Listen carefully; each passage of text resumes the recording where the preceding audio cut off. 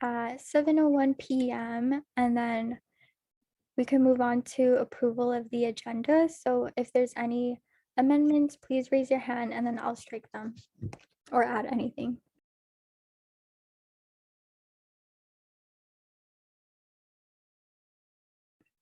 Taylani. Hi, everyone. Can you strike the SWC programming fund, please?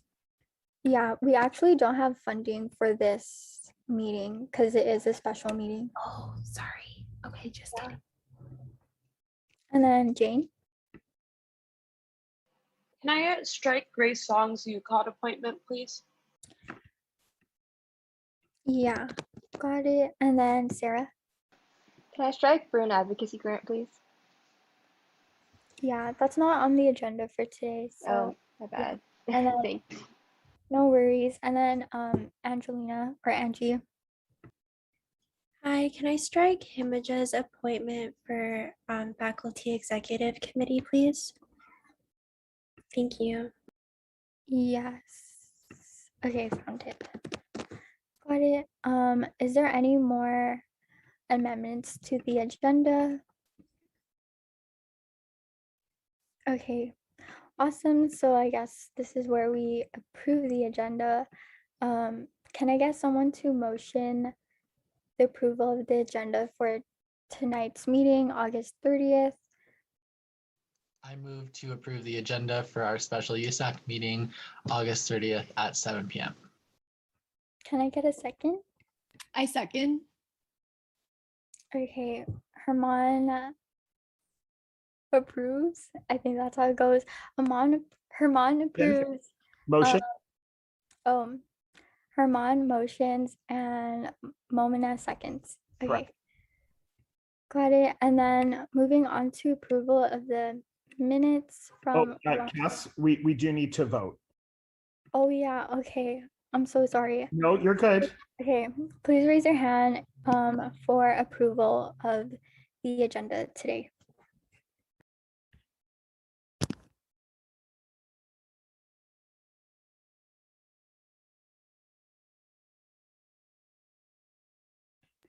Okay, I believe that's everyone. So a unanimous of votes for 8-0 to 0. The agenda has been approved for tonight's meeting on August 30th, and then we can move on to approval of the minutes. Carl needs to get promoted, I think. Oh, he's been. Okay, thank you. All right, okay. Now we can move on to approval of the minutes from last week. I think the last week's meeting date was August 23rd. So can I get someone to motion the approval of the meeting minutes from last week? So actually, Cassandra, it looks as if Fernando put into the chat that minutes are not ready from last week, so we can skip that. Next meeting, we will have to vote in last month's meeting or last meeting minutes and this meeting minutes. Okay. Okay, for sure. I guess that's when we move into public comment. So this is the audience opportunity to just speak to council about like any important issues to them. So please raise your hand using the Zoom function to be promoted to a panelist. And then I also suggest that once you're promoted to raise your hand again.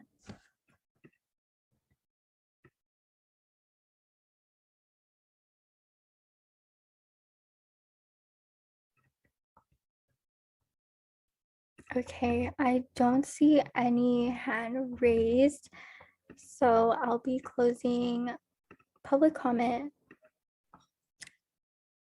Do I have to say the time? Yep, you do have to say the time. Okay, I'll be closing public comment at 7:05 p.m. and then we can move into straight to appointments. And the first one is ASUCLA Communications Board. So Alexander, if you can please raise your hand so we could promote you. I'll also be promoting Breeze's directors right now so they can do introductions. I'm sorry, did you say my name? I my Zoom cut out for a second. Yeah, we did. You're the first appointment for tonight. Thank you. Do you need me to raise my hand still on the? No, you're good. Okay, I I'm think so sorry about that. no worries at all. I think Jeremy has been promoted. I think Yes, I am here. you can Uh, go ahead and introduce your appointment. Okay, awesome. So it is my distinct pleasure to introduce Alexander tonight. And while I did not have the opportunity to interview him, I heard great things from my co-director, Clarissa. So a little bit about him. He is studying communication and has a lot of experiences just in PR and media previously. And we think that could be a really great for his appointment as part of ASUCLA Comms Board. We really appreciated him sharing the communities that he's a part of with us, as well as his hope to have just like transparent communications among the board members. So with that, we're really impressed, and I'll let him introduce himself further. Thank you so much, Jeremy. Hello, everybody. My name is Alexander Holt, but I go by Alex, and I'm very excited to join all of you guys at UCLA this fall. This will be my first fall. I'm a transfer student from Santa Monica College. And yeah, I'm a communications major, and I'm interested in all facets of media and all forms of media. And I'm excited to continue my passions on this board of amazing people. Great. Thank you so much for your opening statement. This is where we start with questions from council. Does anyone have any questions? Armand, I think your hand is raised first. Yes, I have a couple, but I'll start and then like let everyone else go through questions before I ask any other ones. But it's good to see you again, Alex. My first question is, if you can share any specifics about how you plan on holding yourself accountable in this role, just knowing that we've had some issues with our Comms Board appointments in the past, and I'm just hearing or interested to know about how you plan to hold yourself accountable to the student body and that standard of service for students at UCLA in your position. Yes, so I think transparency and accountability are both extremely important in any sort of workplace or academic environment. And I believe a great way of holding myself accountable is just checking in with the people and seeing, how they think I'm doing, or if they think I've done anything that I should be held accountable for, if maybe I did something that I thought was completely okay, but they might not have, or anything that they think I could improve on. I believe that it's always good to be an open book and to ask those questions, because I think people also appreciate when you ask those questions and feel as if you're someone they can approach, no matter if it's something positive or something, from a critical point of view, or something that I would need to be held accountable for. And then Taylani. Awesome. Hi again. So I have a two-part question. So my first half of the question is, how will you ensure that you incorporate the voices of student media leaders of color, like Nomo, La Gente News Magazine, and like just a scenario-based question.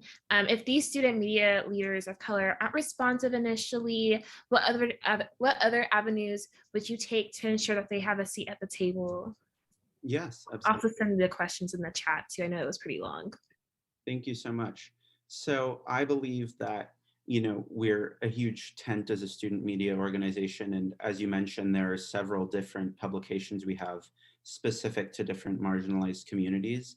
And I believe that giving some sort of a central focal point for these publications, or even promoting UCLA student media as a whole. So mainly, even if the idea is that people that may only read things such as the Daily Bruin or a broadly UCLA specific publication may find out about these publications that they never even knew existed in the first place, or hadn't given as much thought.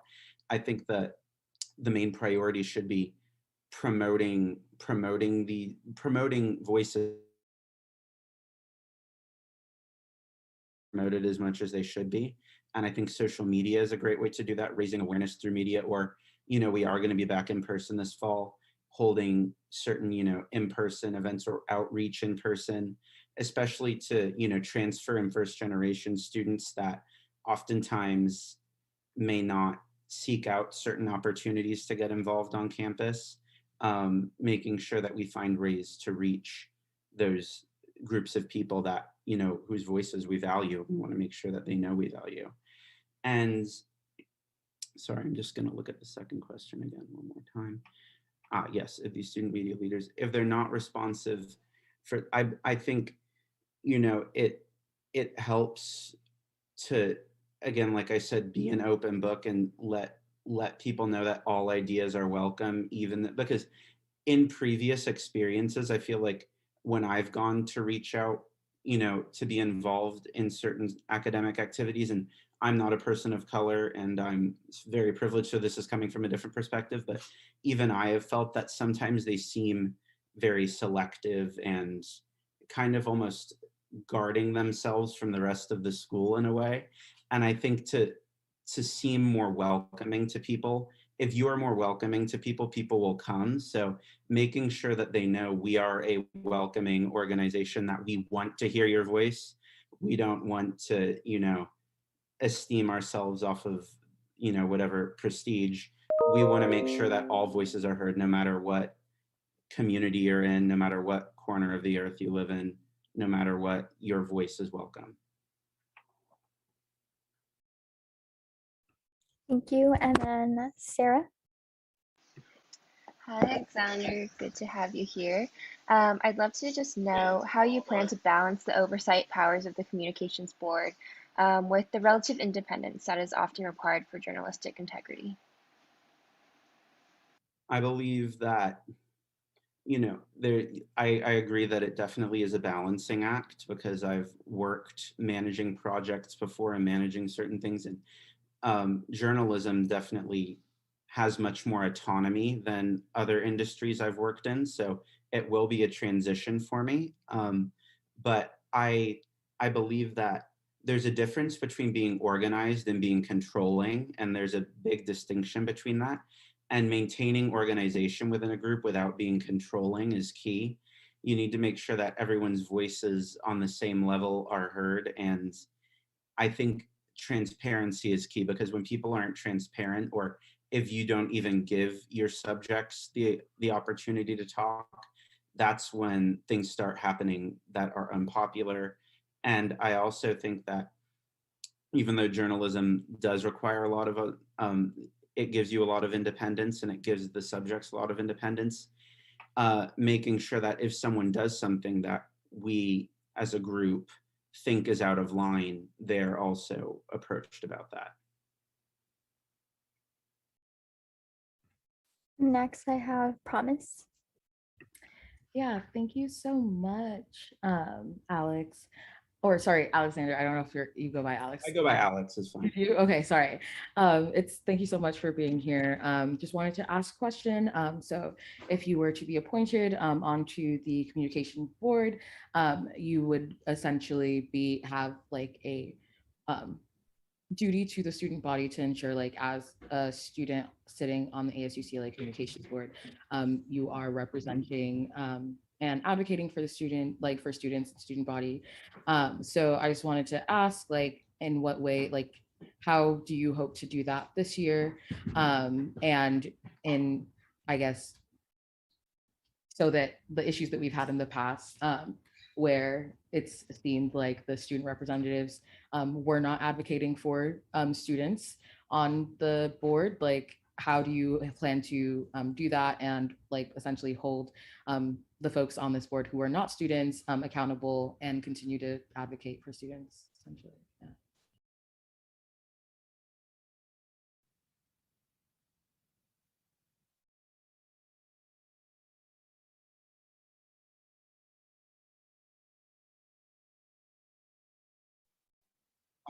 I am so sorry. My Zoom completely cut out.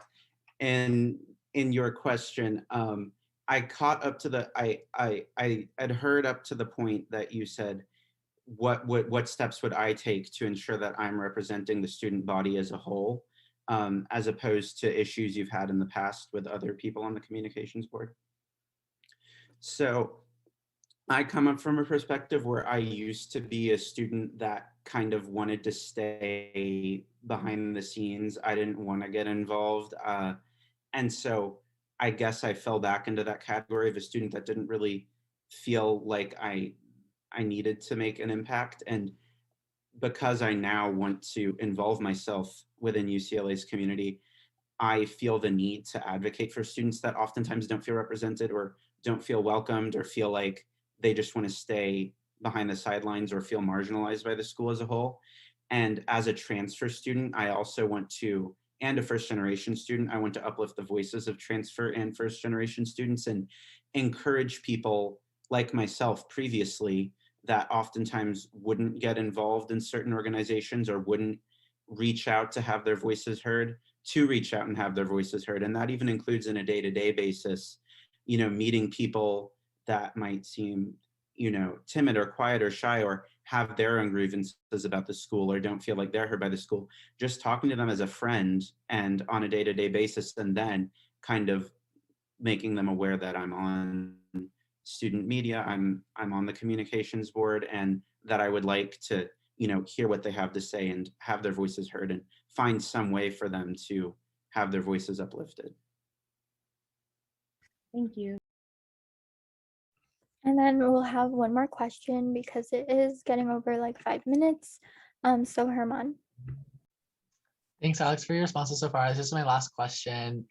You mentioned that you have experiences in PR and media and project management, and I was wondering if you could just talk about one of those experiences where like you learned something and how you think that you'll apply that to your role on the comms board. Yes. So before COVID-19 hit, I interned at an entertainment-focused public relations agency. And it was an extremely fast-paced environment. It definitely gave me a lot of skills, but it was also very stressful. And in certain ways, there was a lot of energy I had to balance within it. And working as a team would sometimes be hard, but I learned that as a whole, it's much better to build bridges than to burn them. So even if you have certain disagreements with the way someone is doing things, or if you feel like you don't mesh well with certain people, it's always better to just find the good in people and, not be confrontational. And I also, learning, like doing a lot of high-paced projects and working on those projects, I learned that coordination is key, because if you're arguing about entire project back, and there was one specific experience I had that was kind of an eye-opener for me. And I think it was because I was a new intern and I was really confident in what I was doing. But, as an intern, you do have to realize that your place in a company is like, you're not making the biggest impact because you're an intern. And one time I had suggested something in a meeting to this woman that was very high up. She was like a vice president. And she just sternly kind of told me that, we all have a place in here, but this is the way we're going to do things and this is the way it's done. And I think that kind of opened my eye to that, even if I think something isn't, if I have a certain vision for something, a very specific vision, it might be a good vision, but it's also my vision and everyone else has their vision that they think is great. So it's best for everyone to see what they think is best and kind of harmoniously work together in that sense. And that even includes student media publications, like someone from, say, the Daily Bruin or someone else on the communications board may have an opposing idea that they think would be perfect. And instead of being confrontational with them, we have to see each other's sides and then come to some sort of agreement.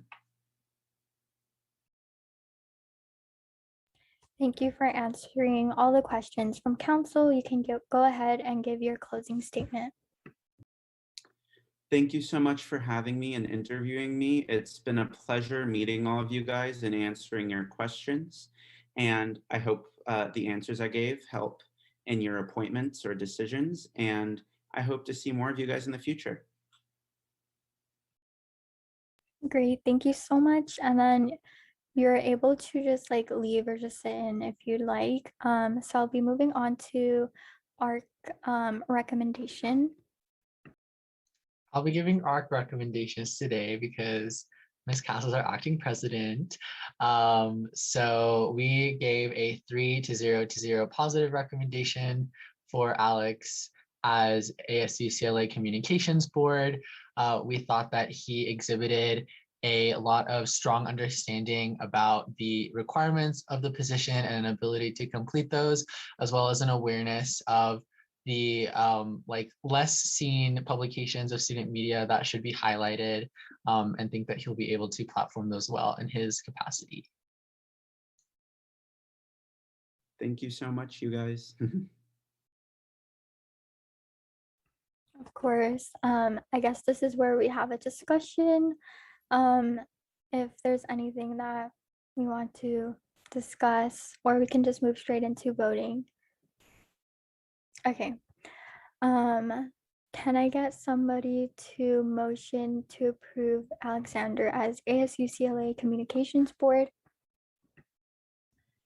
I move to appoint Alexander Holt to the ASU CLA Communications Board. Can I get someone to second? I second. So Taylani motions and Sarah seconds.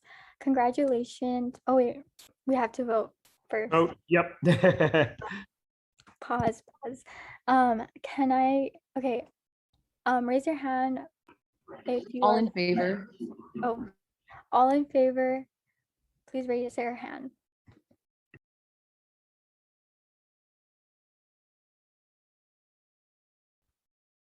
Oh wait, Josh, am I able to vote still? Yes, you are able to vote. You are acting president, but you're not the actual president, so you Yeah. can vote. Okay.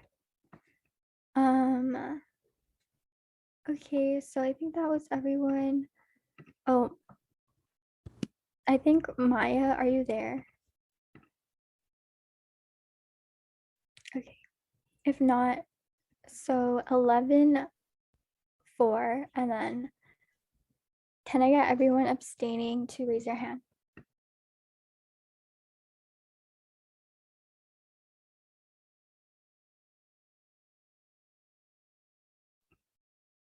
Okay, 0 abstaining, and raise your hand if you are against.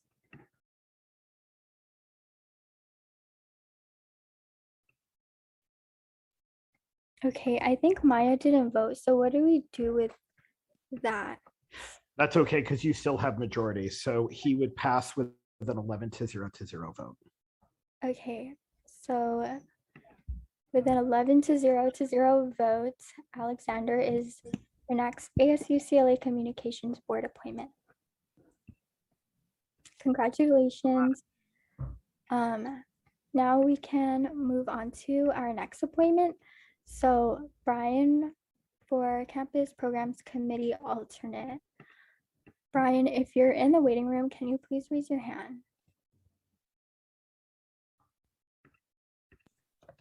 I don't think I see him, and I think that might be our fault because we might not have updated him to come to this council meeting.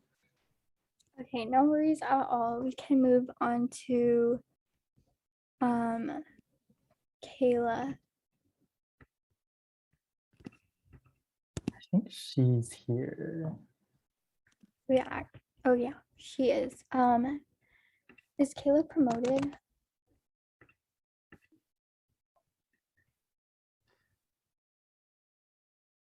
Okay, thank you. Fernando, could you also then put John as well? We could promote him. That way we can run a little bit smoother. Thank you. Okay, Jeremy, you can take it away now.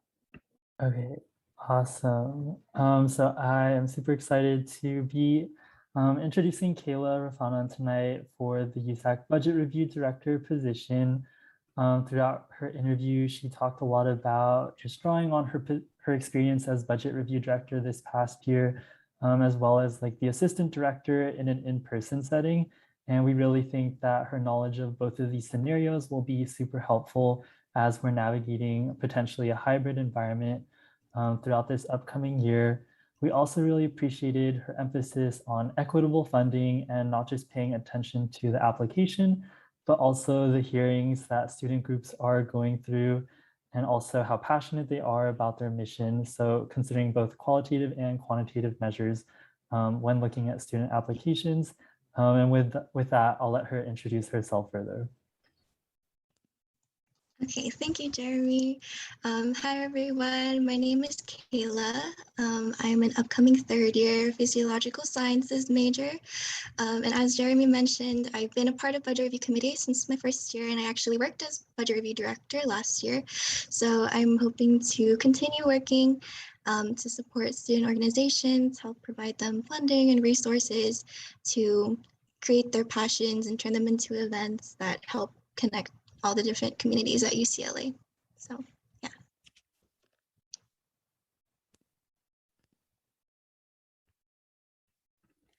Thank you so much, Kayla, for your introduction. We can get started with council questions. So please raise your hand if you have a question.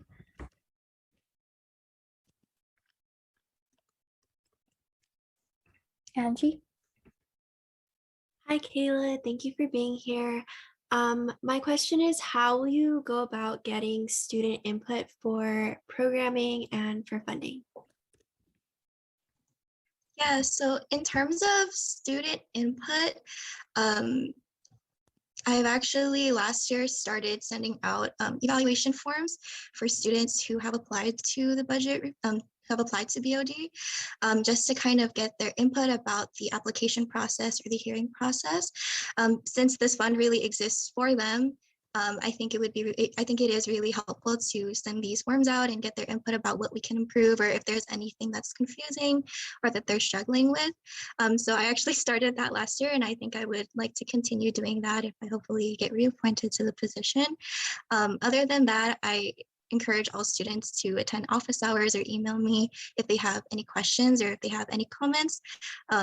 I like to make sure that I'm as accessible as possible for students, especially when it comes to funding for their events. So yeah, I would say those ways.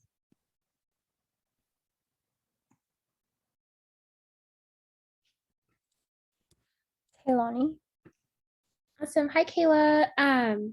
So my question is, what strategies would you use to reach organizations that have not applied to the BOD in the past? Yeah, so when it comes to marketing BOD, we largely promote through sole advisors. We make sure that, since in order to apply for BOD, you need to be registered as a sole organization. So we usually like to make sure we update sole advisors almost every quarter about when deadlines are, when guidelines are. And we also thought of ideas like possibly collaborating with Ficom. I know they also have workshops. We've also in the past participated in those events that Soul Advisors put on. I think it's like Soul Day or like Days of Soul for returning or new organizations. And also last year we were promoted through social media through the help of Soul Advisors. So exploring various ways to get the word out. Those are the ones we've tried so far, and I'm sure we can start thinking of more.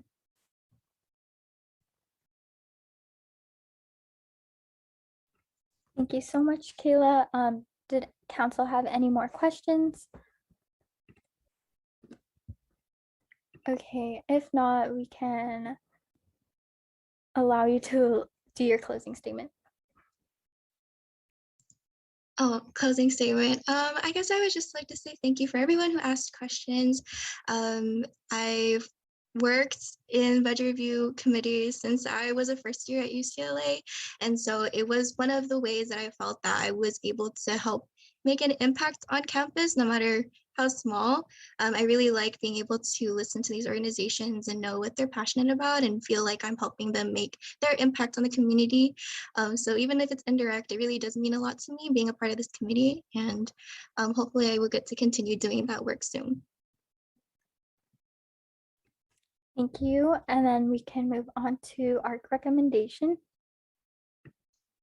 So ARC gives a 3-0 positive recommendation for Kayla as budget review director. We found that she was able to articulate a really strong experience in having served in this position in the past and a strong vision for what she would do to improve and address her role in this upcoming school year.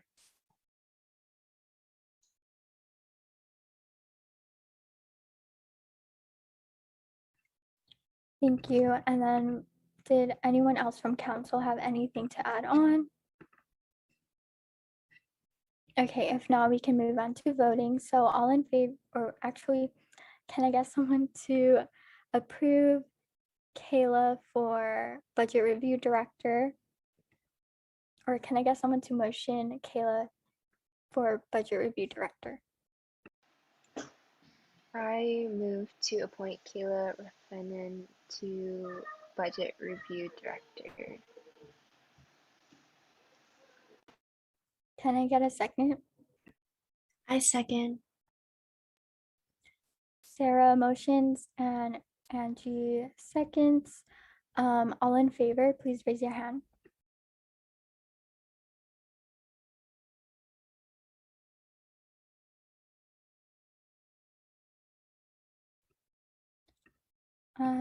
Jane, are you voting? Okay, we can just move on to all opposed. Please raise your hand.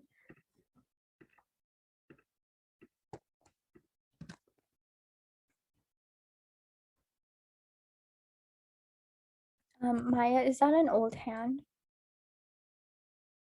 Okay, and then all abstaining, please raise your hand.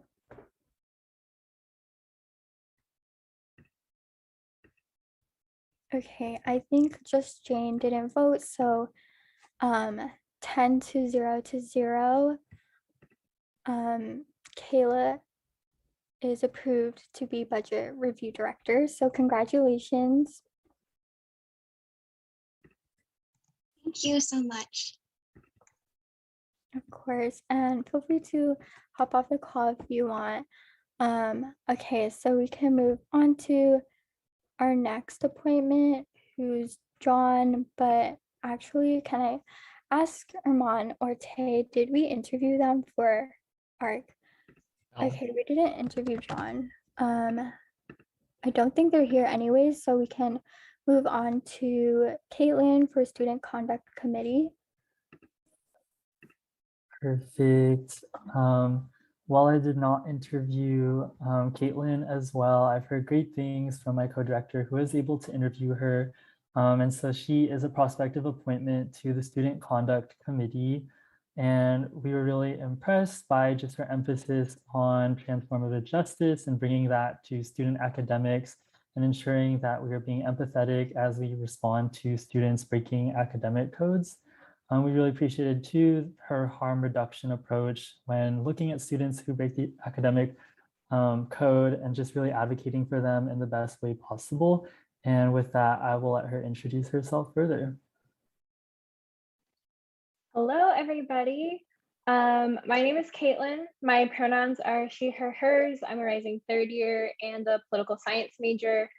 As a student who is heavily invested in student well-being and involved in the UCLA community through USAC and other organizations, I am constantly striving to improve conditions and safety on campus for students. And I believe the Student Conduct Committee plays a large role in that. When it comes to student conduct violations, UCLA is the judge, jury, and executioner, and decisions like the ones made by the Student Conduct Committee can change a student's life forever. And the weight of that reality should not be taken lightly. All sides of every story deserve to be heard, and all of the details of every case should be examined thoroughly before any decision is made. So I hope that as an appointee on the Student Conduct Committee, I can serve as a strong advocate for students and make sure students who have potentially broken the Student Conduct Code are receiving the due process, undergraduate representation, and empathy they deserve, while at the same time emphasizing accountability, growth, and healing. So thank you. And it's a pleasure to be here. Thank you so much for your opening statement, and then we can move on to council questions. So if you have any questions, please raise your hand.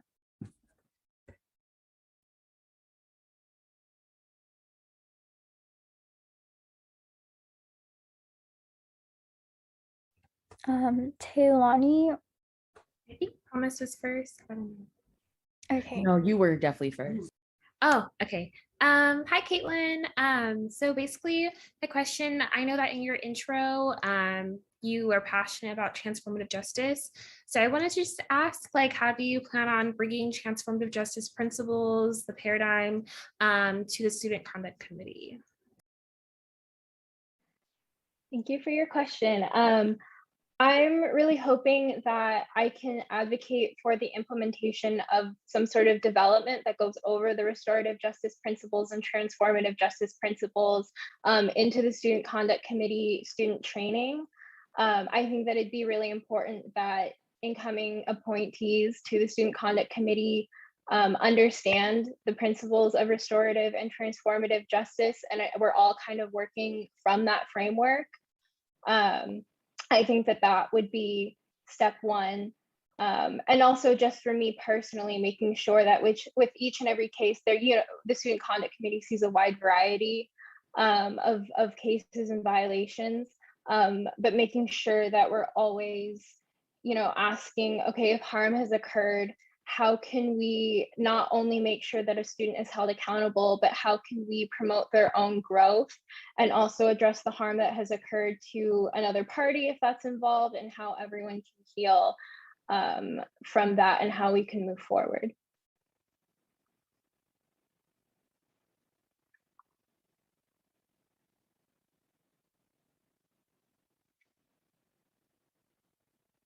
And then Promise. Thank you so much, Caitlyn, for being here. I absolutely appreciated your opening statement. Very moving, and it was very good to hear someone so passionate about advocating for students in a space like this. I wanted to ask, like, just if you could, I guess, talk about some tangible ways in which you hope to essentially like hold like administration and like professors and just different faculty that are also on this board to essentially work in favor of students, because I know that's like the hardest, like one of the harder parts is getting them to listen. So as a student representative on this board, like how do you hope to kind of like ensure that and like really fight for that and like really push for that? And what are things that like how are you going to engage council to also like let us know when things are not necessarily going how they should be? Absolutely. That's a really great question. I hope that, if I'm getting, we're getting pushback from admin, then I am never afraid to speak up and really, really push for advocating on behalf of students, and not being afraid to sit down and have conversations with the faculty and administration that sit on the Student Conduct Committee. And if they're still not listening, getting council involved, not being afraid to come to council with any concerns that I'm having about how the Student Conduct Committee is being run, involving the student body if necessary. I know the Daily Bruin is a very useful tool to making, getting the word out and trying to have some semblance of transparency with things like this. And I think that spreading awareness through the student body if something like this is occurring would be really important on, to try and put pressure on admin if they're not listening to just me or the other appointees on the Student Conduct Committee, or they're not listening to council. I think having the backing of the entire student body is the best course of action for that.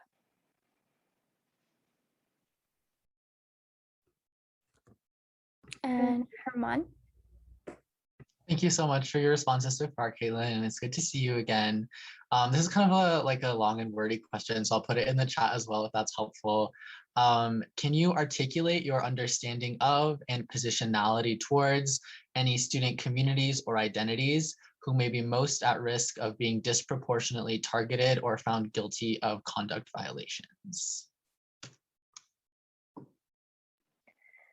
Absolutely. I think just, traditionally marginalized communities on campus are obviously going to be the most vulnerable. Students of color obviously have had it much harder. And I have no doubt that that is also seen with student conduct committee hearings. Those are the communities I can think of, but I know that there's just so many different communities represented on campus, and I'm gonna do my absolute best to hear all of them, and be someone who's willing to listen to everybody, and do my best to center those voices, and make sure that everyone is being heard, especially the students who might be particularly vulnerable in hearings like this, and trying to be as cognizant of that as possible when during these hearings. I hope that answers your question.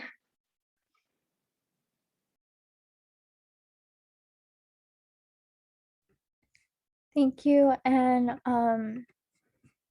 we are like running out of time, so I guess like promise if you can ask this question really quick. And Yeah. also Caitlyn.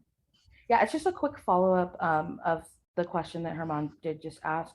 And like, I just wanted to ask, like, in relation to this question, because it's talking about different communities on campus, and like just how specific different communities are disproportionately affected and targeted and found guilty of these. How are you hoping to essentially, like, with this knowledge, advocate for students to the faculty and folks that are sitting on this board, and like utilizing that to like advocate for students?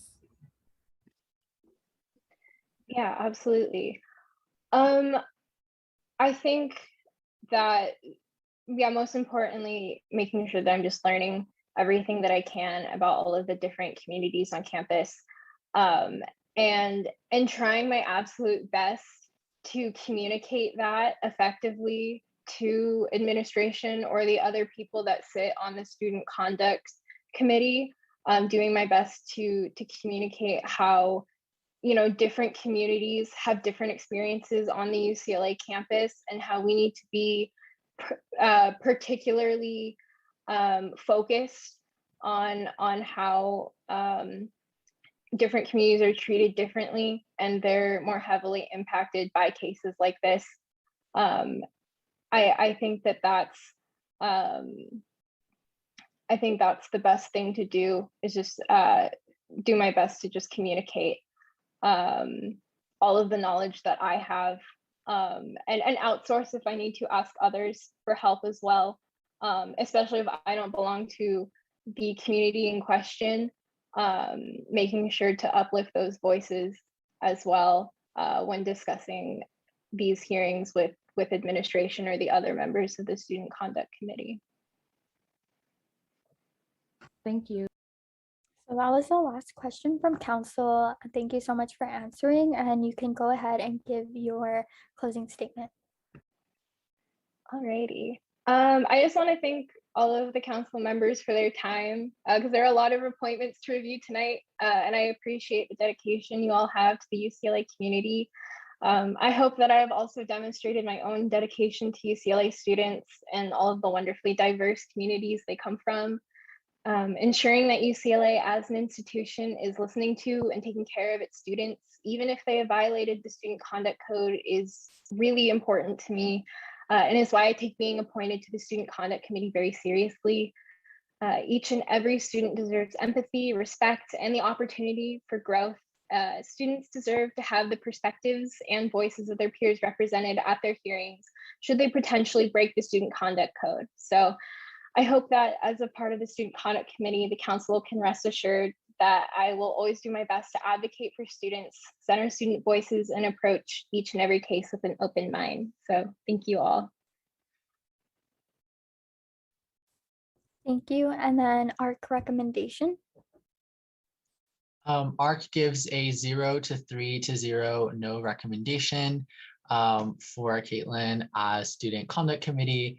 we felt during the ARC interview that we wanted to hear more about her perspective on transformative justice and about the specifics of supporting UCLA student communities, especially those that are most disproportionately affected by things like student conduct issues, which is why we gave that vote. I'm not sure if Tay or Cass or anyone else wants to add anything.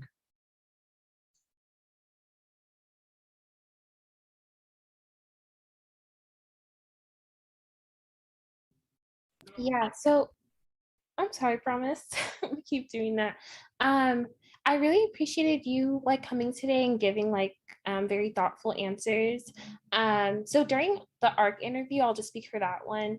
I definitely wanted to hear like, I guess like more like concrete, because there's certain groups on campus that are targeted more when we're talking about student conduct. I kind of wanted to hear how we're going to help and address those communities specifically, and how we're actually going to apply transformative justice in these cases. You know, bringing theory into practice. I think that's like something that I really, really wanted to hear. So that's why I voted like a neutral recommendation, in hopes that I would get more tonight as well, like kind of just seeing if I can get a little bit more of that practice component in your answers. So that's why I voted. Yeah, I just wanted to ask, like for ARC members who did do the interview, like your thoughts now, and if it's the same, and just like why would be helpful. I guess I can start, and then maybe if Tay or Cass want to jump in. I just want to say this is something that I could definitely tell in the ARC interview, but that I noticed a lot more here was like your conviction for like supporting students, and that's something that like absolutely stands out so much to me, and that I think could be really, really beneficial in that role. And that's something that I think like is absolutely brought to the table here, and that I really appreciate, and like makes me really excited.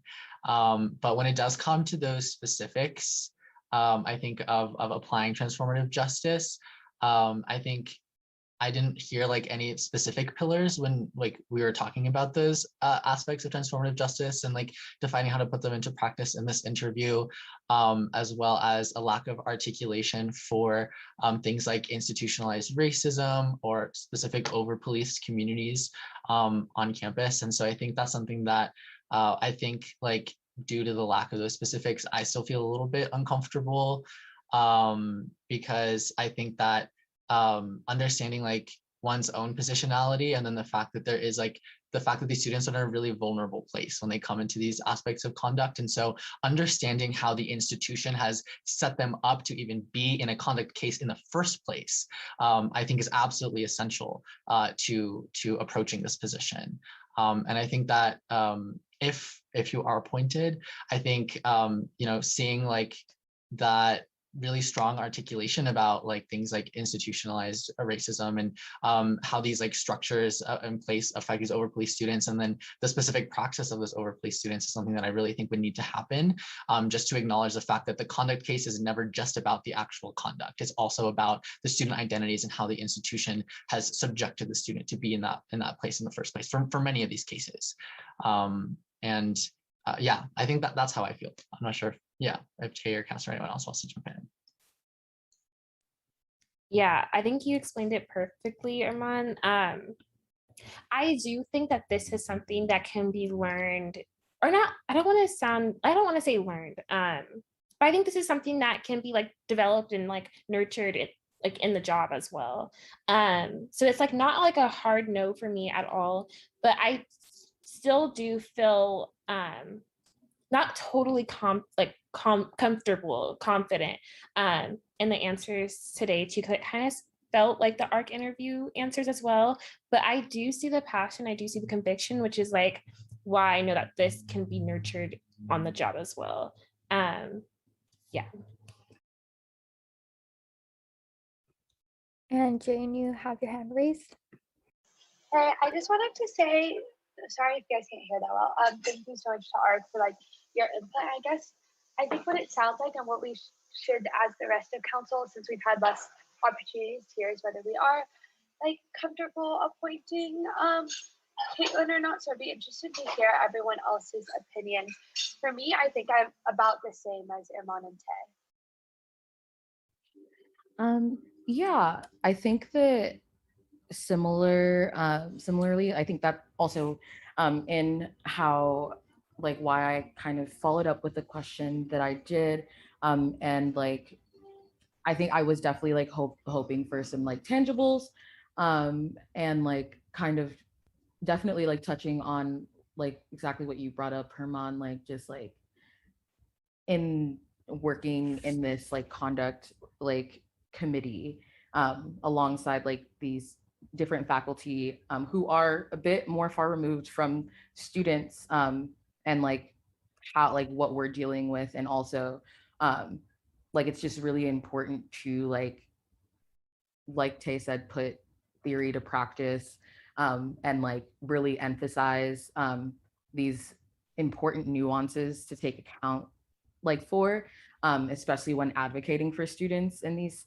positions, because I think a lot of times, like especially like when students find themselves in a conduct case, like the nuances that like need to be highlighted, that need to be thought about, that need to be just considered, like are not often. So it's just like having knowledge of that is important, but I also agree that it's something that like if you like when a conduct case comes to you, like if you dedicate yourself to like genuinely like looking at it from all angles, it's something that like can be done, and like with how much, at least for me, like what I've seen, it has felt like you are really dedicated to like doing this, so like that's what makes me feel a bit more comfortable, and like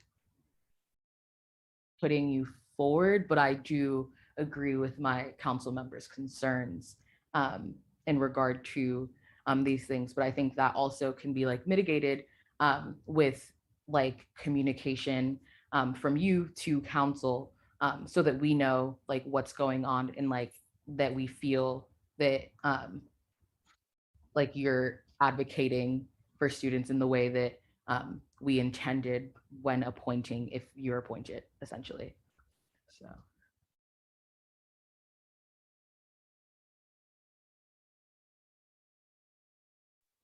Okay, I'll be moving on to voting now. So can I get someone to motion to approve Caitlyn for Student Conduct Committee? Yeah, I motion to approve Caitlyn Downing for Student Conduct Committee. And can I get a second? A second. Promise motions, Taylani seconds. All in favor, raise your hand.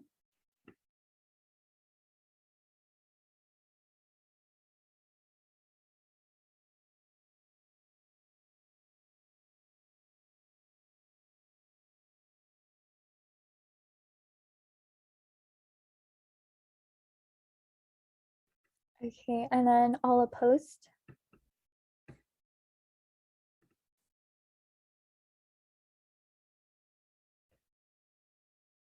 And all abstaining? I'll be abstaining since Caitlyn is in my office. So that is 12 to 0 to 1. Caitlyn is approved for Student Conduct Committee. So congratulations, Caitlyn. Thank you so much. I really appreciate it. And I hear all of your concerns, and I'm so glad that you voiced them. And I really hope that I can do my best to address all of the concerns that you have. So thank you. Of course, Caitlyn. Thank you so much for being here tonight. And feel free to like hop off if you like. We'll be moving on to Joshua for Ficom Vice Chair. Jenny, if you'd like to introduce Joshua, feel free to do so. Yes. Hello, everyone. You guys are going to meet basically my whole office of returning members tonight. So thank you for bearing with me. So first up is Joshua Prentiss. He's going to be a rising third year econ major, and he's been in Ficom since his freshman year and my sophomore year. We've worked great together these last couple years, which is why I was really excited to appoint him or to nominate him as vice chair. And I'm really looking forward to hopefully getting to work with him more this year.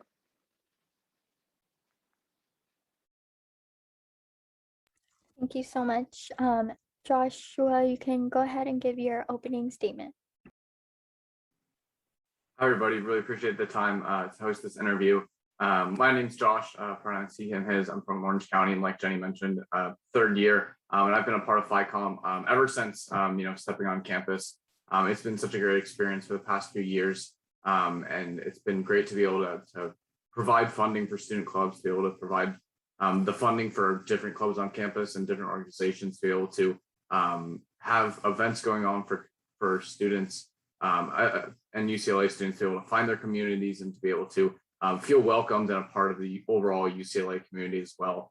And hopefully being able to step up into this new role as vice chair to be able to support Jenny with any and all responsibilities that she needs help out with, as well as just promoting transparency and equity in terms of accessibility to overall funding, so that every club on campus can be able to host the events and can create a welcoming and inclusive environment at UCLA. Thank you. And then we'll be moving on to questions from council. Jenny, did you have a question? Okay. No, sorry, I hit that on accident. Okay, no worries. Council, do y'all have any questions? Please raise your hand if you have any.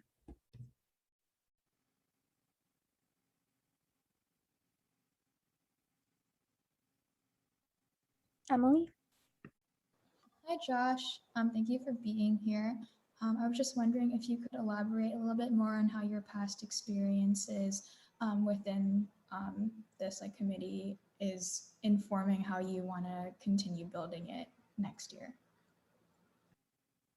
Yeah, absolutely. So having spent the past 2 years on the committee, I've kind of seen the ins and outs of Ficom so far. One of the things that I'm hoping to kind of carry forward is we've established over the course of the past 2 years workshops detailing the overall funding application process, how to retrieve those funds. I think one of the things I've noticed that specific to this past year, we were able to promote those workshops a bit more heavily and have slightly greater attendance to those workshops. And I think with a return to campus, things being in person, wanting to increase the transparency and access to some of those workshops and just the overall marketing for those workshops even more. Just so all clubs, know the funding process, with a lot of students coming back to campus and being on campus for the first time.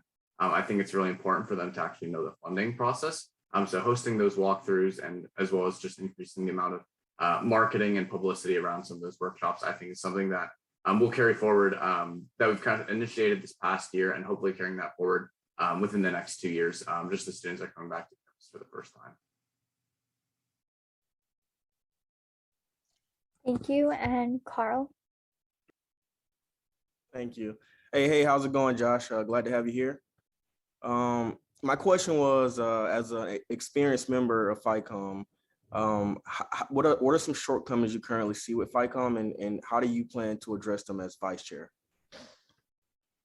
Yeah, no, that's definitely a great question. I think one of the issues that we had within this past year came down to just miscommunications in terms of our overall bylaws, as well as in terms of past funding applications with regards to in-person events being approved that weren't supposed to be approved. And I think this next year, just increasing the transparency we have in terms of access to our funding, which we've established in terms of our bylaws currently, as well as one of the things that we've started is having sole advisors approve all in-person events ahead of the funding application process. So I think we're currently exploring more avenues and more accessibilities and transparency kind of locks, such as the ones I just mentioned. I'm exploring those avenues a little bit further, just to be able to increase the funding process and smooth it out a little bit more, so that no issues come up in the future. So that's kind of our main thing right now, smoothing out the bylaws, which we've kind of already worked on, having sole advisors approve in-person events, and we're kind of exploring more avenues such as those. Thank you. And then council, does anyone have any more questions? Okay, we can move on to ARC recommendation. Doesn't he give us closing statement? Oh yeah, okay. Thank you, Arman. Josh, you can go ahead and give your closing statement. Well, thanks everybody just for taking the time tonight. Really appreciate it. As I mentioned, Ficom has been a great experience for the past 2 years. Have a lot of ideas to be able to increase the funding transparency and equity and access to funding for these clubs. And I think with this upcoming year coming back to campus for the first time for a lot of people, hoping to come to UCLA, find what community they're a part of, really explore themselves. I think funding and supporting some of those clubs of events is really important. I'm really excited to hopefully be able to serve in that role and help out the UCLA community for the next year. Thank you for your closing statement. And then now we can move on to our recommendation. Thank you, Josh. So ARC gives a 3 to 0 to 0 positive recommendation for Joshua Prentiss to Ficom Vice Chair. We found that he articulated a really good understanding of his role and how to improve and modify upon it as stepping up into this position for this upcoming year to support Jenny, specifically when it comes to the different types of opportunities and workshops that can be offered to students to learn about funding. All right, does anyone from council or ARC has anything to add on? Okay, if not, we can move on to voting. So can I get someone to motion to approve Joshua for Ficom Vice Chair? I move to approve Josh Prentiss for Ficom Vice Chair.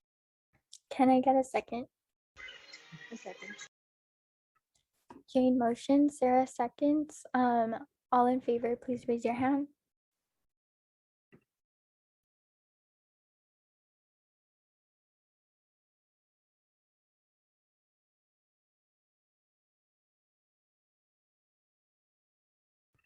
And then all opposed. All abstaining. Okay, 12 to 0 to 0. Congratulations. Joshua Prentiss is your next Ficom Vice Chair. All right, I think we'll be moving on from here. Next up we have Christine, or actually before we move on, I think Brian from Campus Programs Committee alternate is here. So can we please promote Brian to do his appointment interview first? Yeah, I just promoted him. Thank you. Okay, Jeremy, you can go ahead and introduce Brian. Awesome, thank you so much. So I'm super excited to be introducing Brian tonight as a potential appointment to the Campus Programs Committee. During our interview, we really saw his passion for working with other people and connecting with others. And we think that he can bring some great experiences to the Campus Programs Committee as he is a transfer and was like student body president at his past community college. We also appreciated that he wants to make sure that the events that are funded have an impact and specific benefits for students. And we think he'd bring a great perspective to the Campus Programs Committee. So with that, I can let him introduce himself a bit more. Hi, y'all. My name is Brian. My pronouns are he, him, his. I'm 12 years old and I'm a first in my family. And as Jeremy mentioned, I am a transfer student coming from Mount Sinai College out here in the IE. And I'm so sorry for like not being prepared. I know that like I was just waiting to hear back for the council meeting link, and I didn't receive a follow-up. So I was like, oh, like maybe it'll be until next week. I Brian, think you're you muted. Oh, I'm so sorry. I didn't even notice that I was on mute. Hi, y'all. My name is Brian. I'm 20 years old, and I'm a first-gen student. As Jeremy mentioned, I am a transfer student, and I'm coming from Mount San Jacinto College here in Riverside. And I would really love to be a part of this committee. It's just simply because I'm really passionate for students, as well as just being an advocate as well. I apologize for not being home in like my usual office. I'm at the park with my.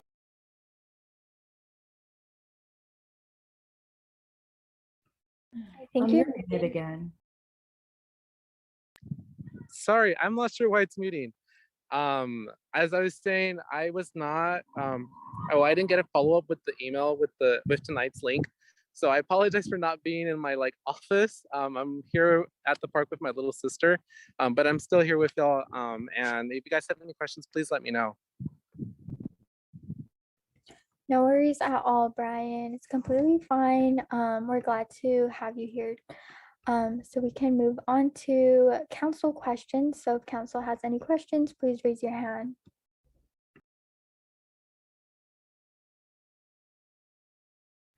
Armand.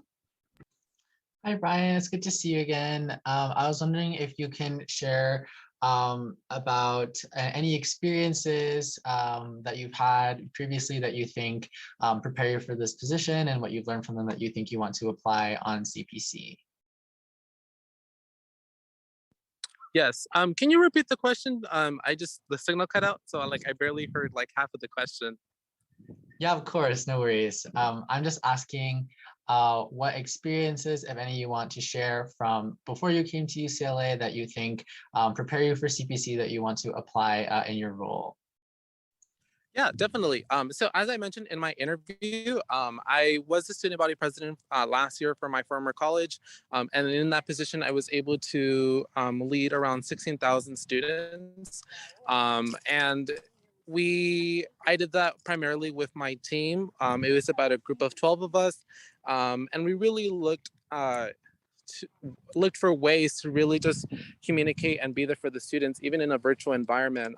And as you all recall, this past year we were all online, so it was even more difficult trying to just get the word out on events, on resources and workshops that are available on campus. So for me, it was my job to really just work with my team to create a plan, that would, one, bridge the connection between myself and to bridge that connection between students and faculty, which is most important, especially with the COVID-19 pandemic, and as many students were enduring various challenges, financial or financial-wise. It was just my duty, and the student body president really helped me identify those problems, specifically at my college, and really highlight issues that we needed to work on by creating a student support hub, an online format where we could connect students one-on-one in a virtual format. And then I think just in that role as well, I was able to connect with different clubs on campus, like our Black Student Union, our LGBTQ plus center, our disability and accommodation requests, and no, I'm sorry. Yeah, sorry. I'm sorry about that. And I think just being with different departments around my campus has really allowed me to just be more efficient and knowledgeable. And I think that that's where I've been able to serve students the most. And I think that just using that same perspective and mindset would really help me here on CPC as well. Thank you. And Taylami. Awesome. Hi, Brian. Nice to see you again. So my question, and I'm also going to put this in the chat. So what are some tangible steps that you will take to ensure that you are being impartial during the allocation process? Yeah, I would say first is obviously being as transparent as possible and being, out of the picture in terms of, not putting a specific bias, towards one group or another. It's really looking at the overall perspective and seeing how we could benefit students the most. And I think that's what I talked about as well in my interview, was saying, for me, it's really more about being there for the students and really making sure that everything we do is transparent, it's clear, and it's clearly intended for the benefit of all students. So I would definitely do that to answer your question. Sorry, I'm like looking at I'm on my phone, so I'm looking at the chat. It's like so hard to do it when you're like on your phone compared to when you're on your computer.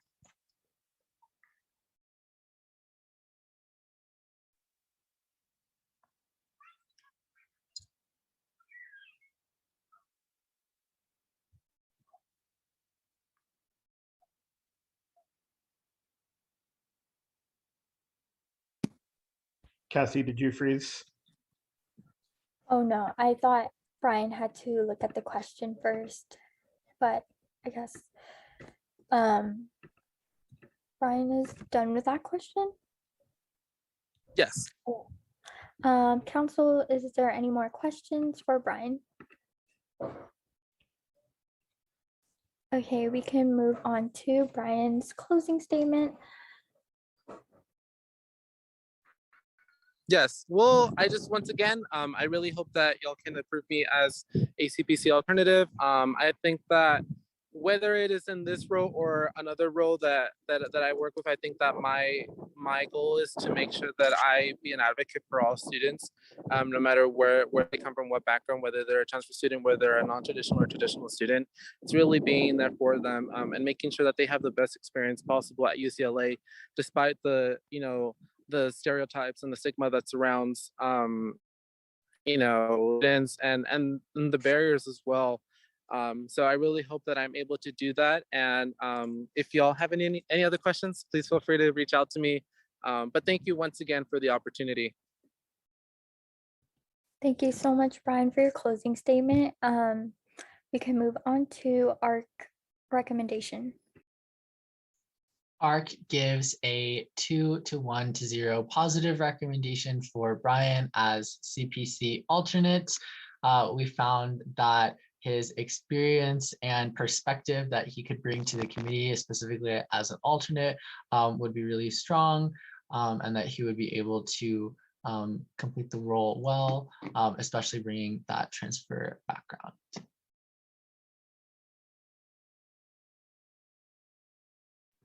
Does anyone from ARC or council want to add on? Okay, we can go into voting. So can I get someone to motion to approve Brian for Campus Programs Committee alternate? I move to appoint Brian as Campus Programs Committee alternate. Can I get a second? Second. Armand motions, Taylani seconds. All in favor, raise your hand.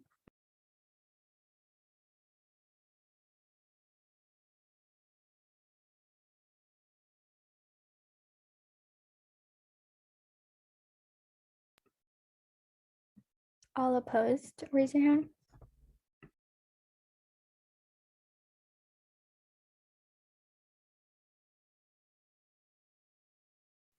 And all abstaining, raise your hand.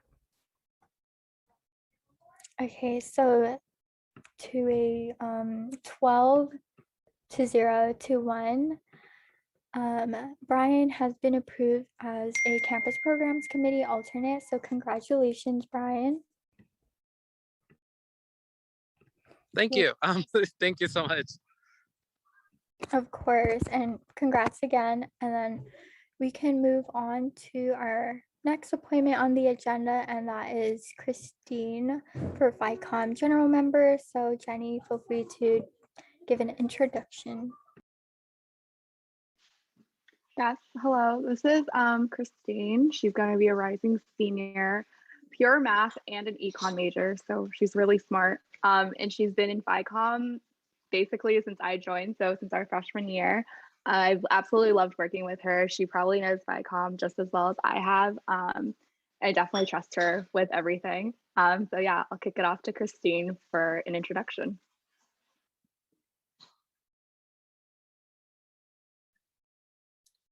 Yeah, sorry, do I do my opening statement then? Okay, perfect. Yeah, hi everyone. I'm Christine, and as Jenny said, I am a rising senior this year. And yeah, I've been with Ficom since I was a freshman. So all the years that I've been at UCLA, I've been working alongside Jenny, learning how to make sure that all of our funding opportunities are made possible to all the student orgs on campus. But yeah, I think I'm really excited to continue working with the team, especially because I just love the noble work that we're really doing, which is just funneling tuition back towards students to support whatever community awareness or cultural appreciation events that they're putting on. So I think it's a great way to uplift all of the students and the work that they want to present to all of the student body. And yeah, I'm excited to be back and to continue working towards our whole idea, like these past few years of financial transparency throughout all parts of our processes. And so I would love to be reappointed and really look forward to continue working with the rest of the team. Thank you for your opening statement, and we are moving on to questions from council. Does anyone have any questions for Christine?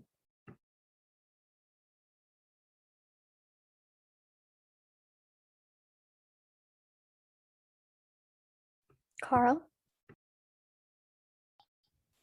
Hey, how's it going, Christine? Glad to see you here.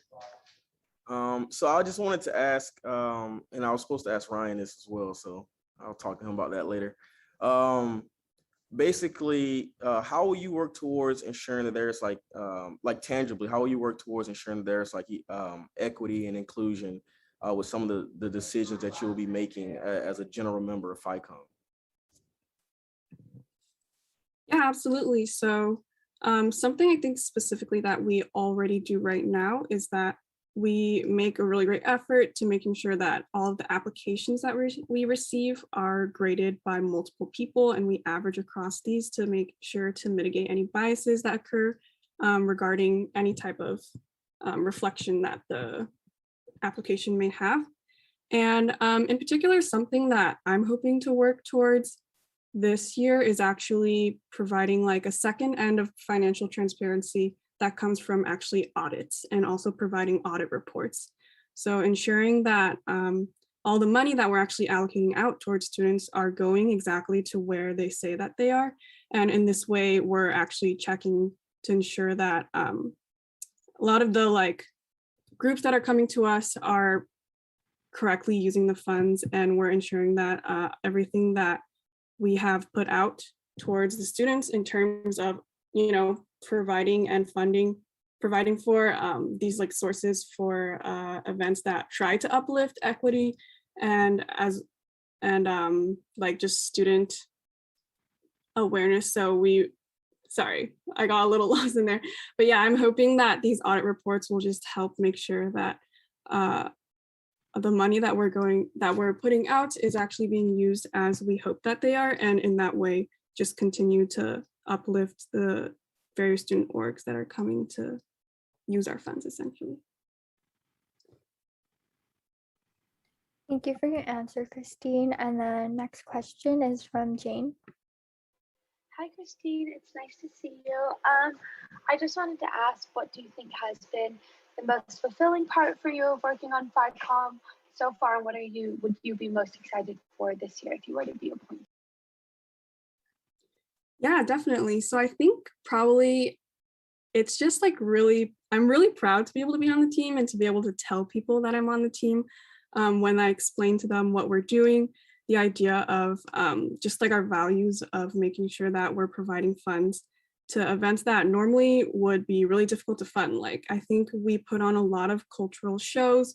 We put on a lot of like just dance classes that highlight different communities, and all of these little things, like they might be hard to get funding from other sources, especially since a lot of other sources have very specific requirements. So I think our broad set of bylaws allows for a lot of different groups to just come to us and be able to apply for funding and just support what they're working with. So yeah, I'm really proud to tell people that I'm really working with an amazing team that cares a lot about the student body and cares about all of the things that students would care to be participating in. So yeah, it's a meaningful experience in that way for sure. And so definitely this year, I obviously would love to continue working with my team. They're all really great people. And as well as just working with them to make sure that these funds are just available to anyone and everyone who wants and needs help from our committee. And yeah, I think working alongside them, we'll be able to bring a lot more to the table in terms of financial transparency, especially from the front end of just being accessible to everyone, and then also in the back end of being clear of where the funds are going. Thank you so much. And then Christine, you can go ahead and give your closing statement. Yeah, thank you. So yeah, I want to thank everyone for being here. I'm sure it's been like a long day for y'all, so kudos. But yeah, thank you so much for the interview. And I'm really excited for the chance to continue working with everyone and just continue to support the student body together. So yeah, I hope that I will continue to see you all. Thank you so much.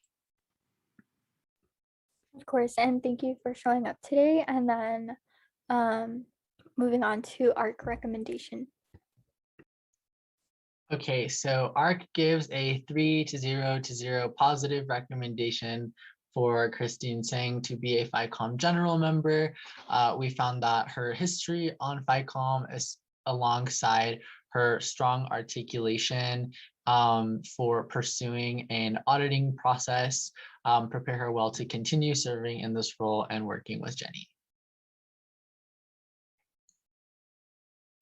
Thank you, Armand. Did anyone want to add on? Okay, we can go straight into voting. So can I get someone to approve Christine as Ficom general member? I move to appoint Christine as a Ficom general member. Can I get a second? A second. Jane motions, Taylani seconds. All in favor, raise your hand.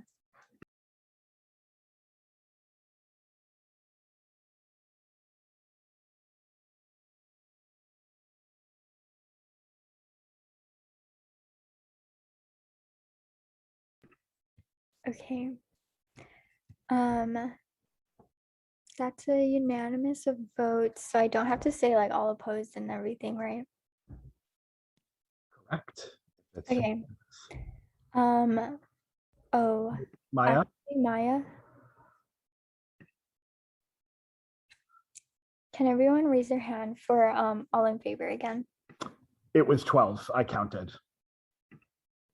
Okay, and then all opposed.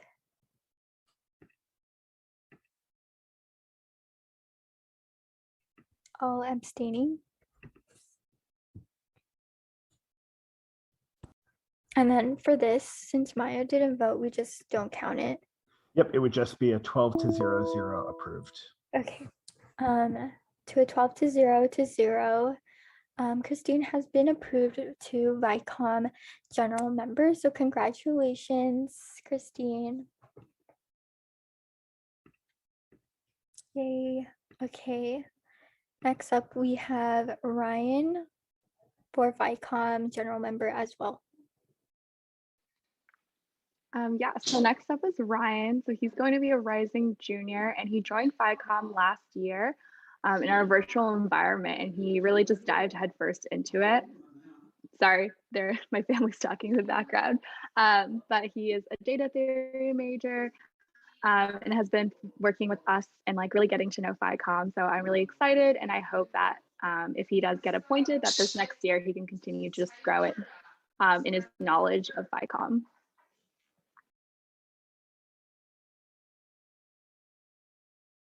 Ryan, you can go ahead and give your opening statement. Perfect. Yeah, I'm Ryan. I'm a rising third year, as Jenny said, and I joined Ficom this past year during the pandemic, so obviously it wasn't a normal year, but I really got to see how funding works behind the scenes with USAC and how all the clubs on campus really obtain funding through USAC. So it was a really cool experience and a great opportunity to really help the brewing community out. And I would love the opportunity to continue this upcoming year and maybe see how different it is in a more in an in-person aspect.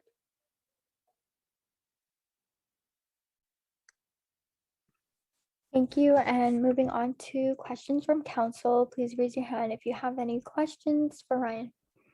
Taylani. Awesome. Hi again, Ryan.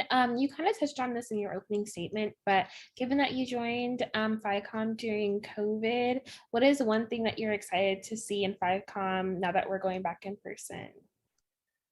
Yeah, I think one of the first things that comes to mind is really the volume of applications we should expect to receive. Obviously, through a pandemic, we're not going to be receiving as many funding applications, but really being in person and getting a bunch of applications, being able to review and really support the brewing community is really appealing to me. And I'm up for the task, I'd say. And I think overall, maybe being in person, there's going to be more opportunities to really see how our funding really affects the brewing community and how it takes effect as a whole.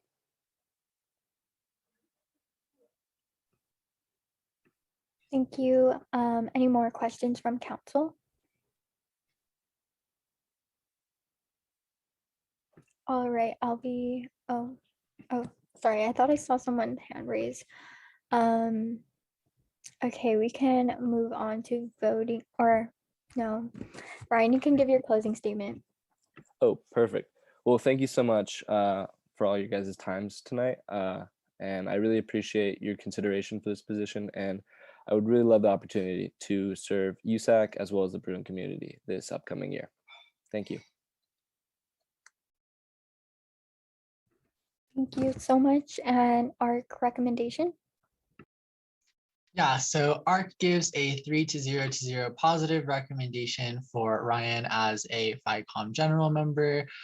We think that with his experience, he will definitely grow into continuing in the role in this upcoming year.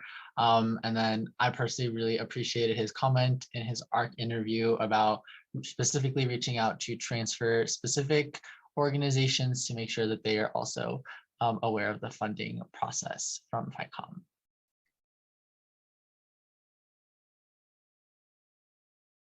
Thank you so much, Herman. Did anyone else want to add on? All right, we can now finally get into voting. So can I get someone to motion to approve Ryan for Ficom general member? I move to appoint Ryan Dunker to Ficom general member. Can I get a second? I second. Okay, Taylani motions and Armand seconds. All in favor, please raise your hand.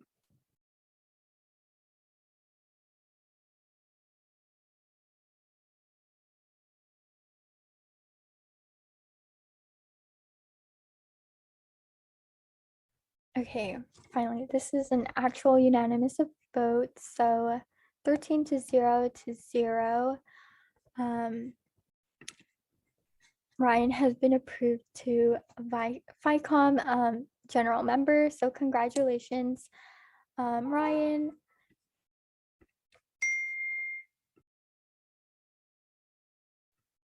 All right. Now this is our next appointment is Jennifer. This is also Ficom general member.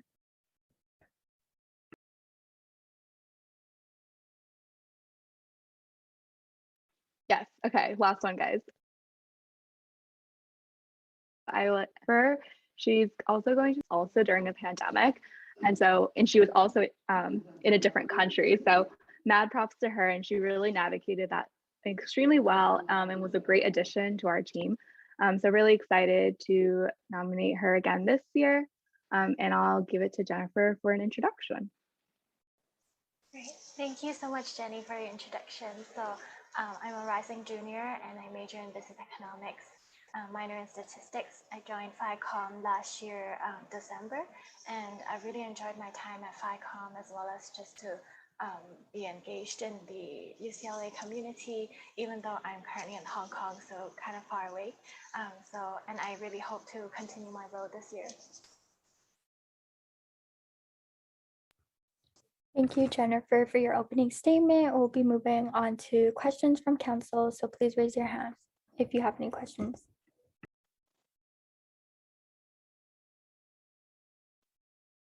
Taylani. Awesome. Hi, Jennifer. I just want to first off say thank you so much for your commitment to Ficom, given like the fact that you're in a different country and like time zone differences. But yeah, my question is like, what are you like looking forward to being in person and serving on Ficom? Yeah, sure. Thank you for your question.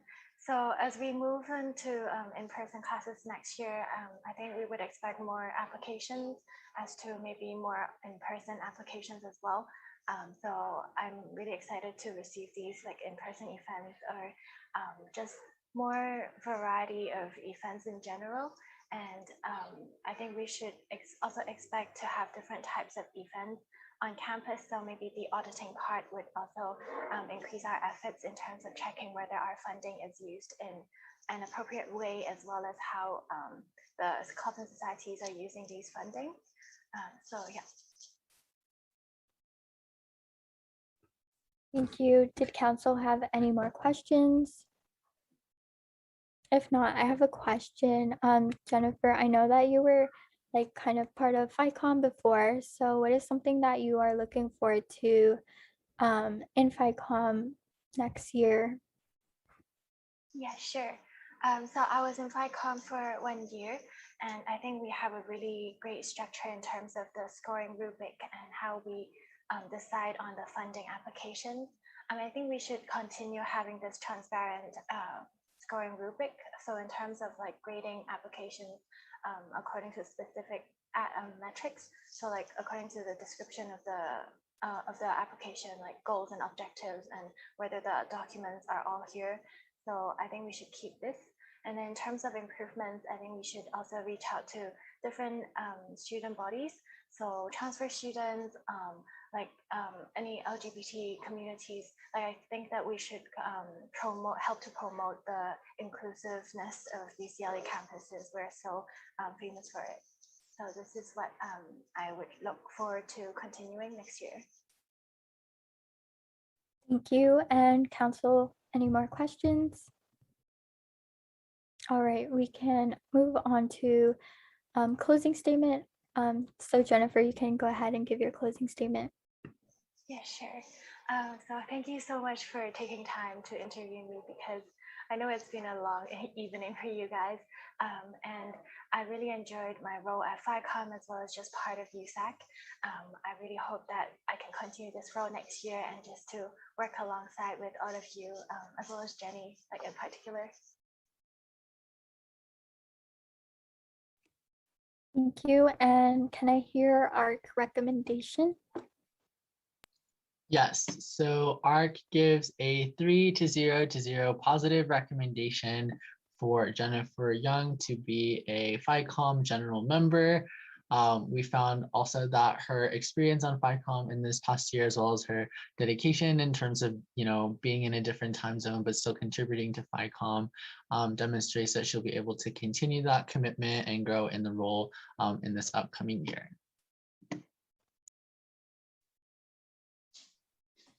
Thank you.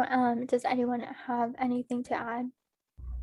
All right, we can move on to voting. Can I get someone to motion to approve Jennifer Young to Ficom general member? I motion to approve Jennifer Young to fight as a Ficom general member. Can I get a second? A second.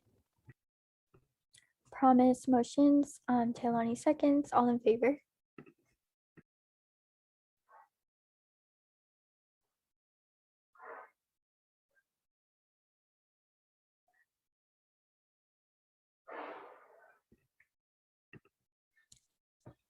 Okay. All opposed?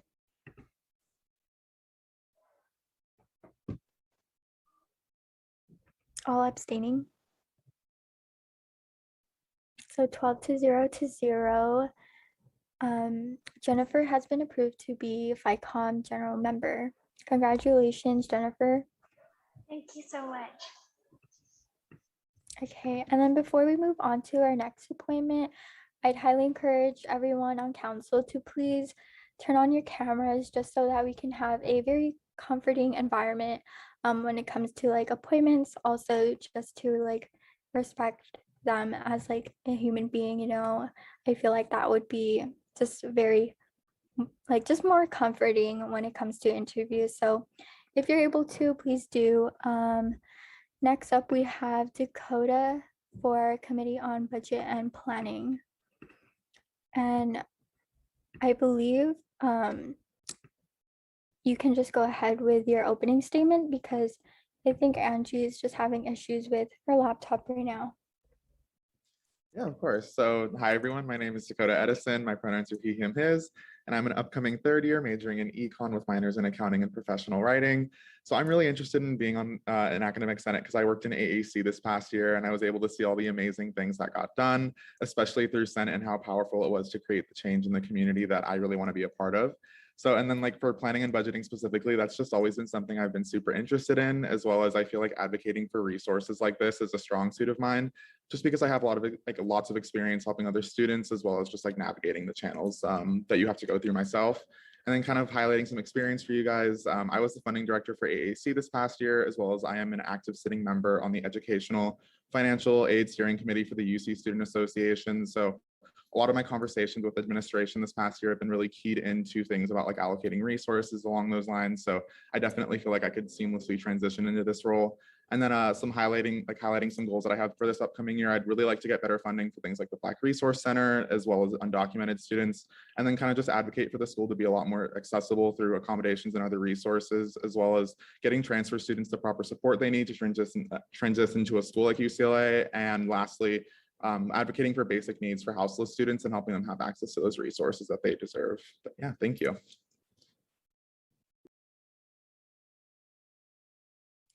Thank you for your opening statement, Dakota. And then we'll be moving on to council questions. So please raise your hand. Herman. Hi, Dakota. It's good to see you again.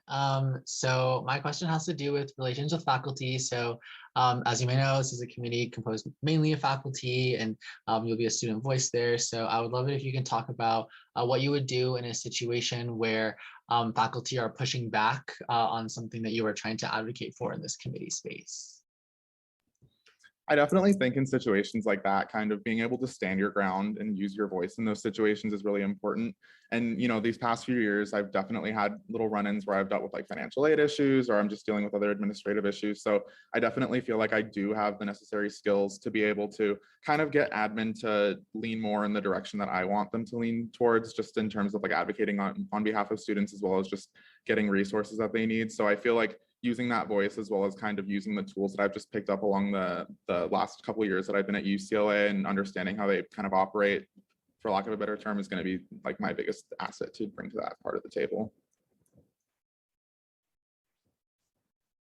Thank you for your response, Dakota. Did anyone else have any questions? Taylani. Awesome. Hi, Dakota again. So I guess my question is like, what are you looking forward to? What are you excited in terms of like serving in this appointment role? I definitely think that, especially relating to my other like appointment for UCSA, just kind of seeing the connection between how like the UC allocations start and then working with UCLA to actually like do their allocations on campus is going to be really cool, just because I think that being tuned into those conversations and understanding what happens across all of the UCs is going to give me a lot more of a stronger foundation to be able to advocate on behalf of the students the best way that I can.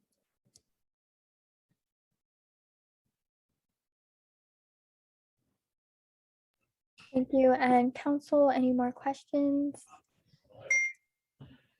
All right, if not, we can move on to the closing statement from Dakota. I just wanted to thank you guys again for your time and kind of just highlight like the experience and knowledge that I'll be bringing to the table, and hopefully it'll be a really productive year where we'll be able to get admin to be a little bit more forthcoming with the resources that they have, but like are a little bit reluctant to allocate. And hopefully be able to hold them accountable to provide the best that they have for students. Thank you, Dakota. Moving on to ARC recommendation. Hi, y'all. So we give a 3-0 positive recommendation for Dakota Edison on the Academic Senate Committee on Planning and Budget. We found that Dakota articulated a really strong understanding of campus issues, especially as they relate to funding, as well as a really strong equity mindset that we believe will allow him to be successful in this role.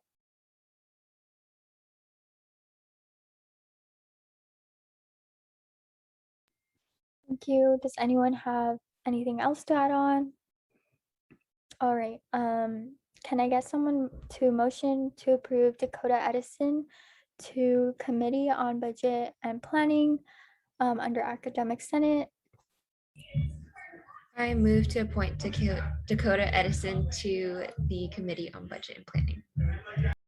Can I get a second? A second. I don't know who went first. Armand. Okay, so Sarah motions and Armand seconds. All in favor, please raise your hand.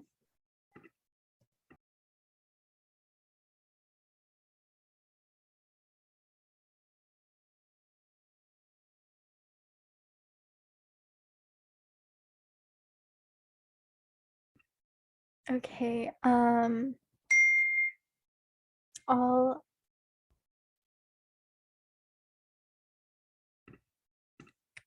sorry.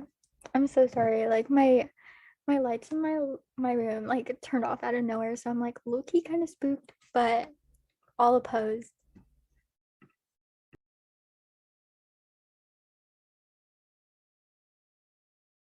All abstaining.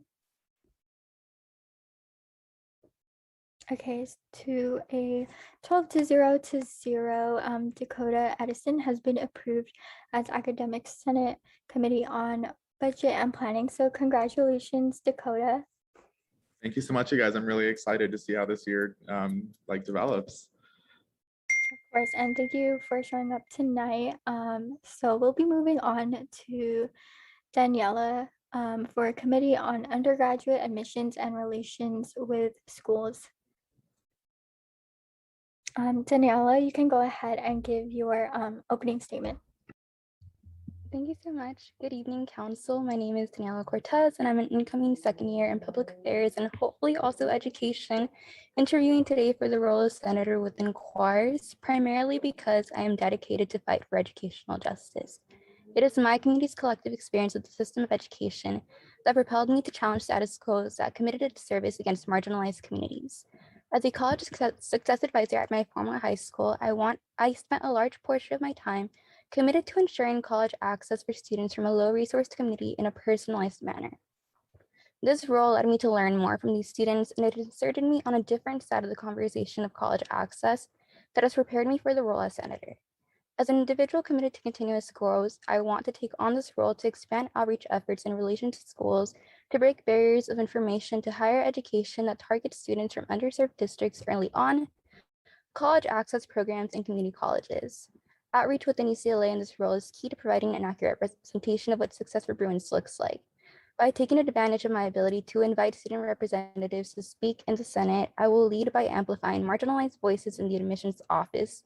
So holistic parameters of admissions are not only guidelines sought for twice in an admission process, but are continuously followed up on to ensure that on the administrative and policy standpoint, we continue to do right by students throughout their higher education trajectory. Thank you. Thank you so much, Daniela. I apologize that my camera's off. I'm figuring out why my lights turned off right now, but moving on to questions from council. Carl? Thank you. Hey, how's it going? Nice to see you here. This is a very specific question, so feel free to take as much time as you need. I know my other council members might be rolling my eyes at me saying that. So recently, UCLA admitted its most diverse group of students for the fall 2020 entry year. What will you specifically do to ensure that this trend continues, specifically with bringing more Black men into the school? Thank you so much for the question. While I cannot speak on the disproportionate disparities that fall on Black male students, because obviously as such, I do not identify, nor do I carry that identity. I do think that it is really important, first of all, and with everything that intersects within choirs, to lead in this role through outreach, to seek out from the experiences of Black male students that are current undergrads, and get their insight on these experiences and what they feel it takes in order to advocate for these communities and to ensure that they have pipelines to college. As for ensuring that these diverse trends continue within UCLA, I will speak on and cite my experience this past year working with high school students that standardized tests pose a huge barrier when it comes to college access. And I saw how a lot of my students were able to regain a sense of hope once the pandemic policies led to test optional or test blind admissions.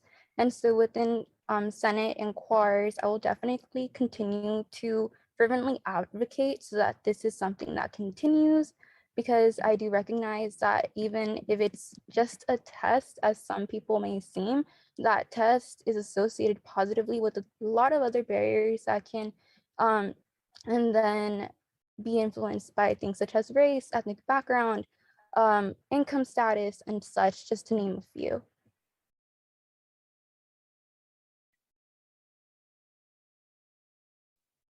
And Herman.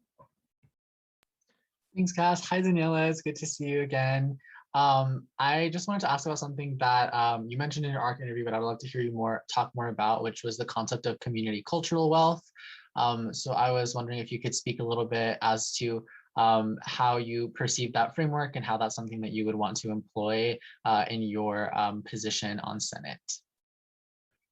Thank you so much. Community cultural wealth is something that I'm really passionate about.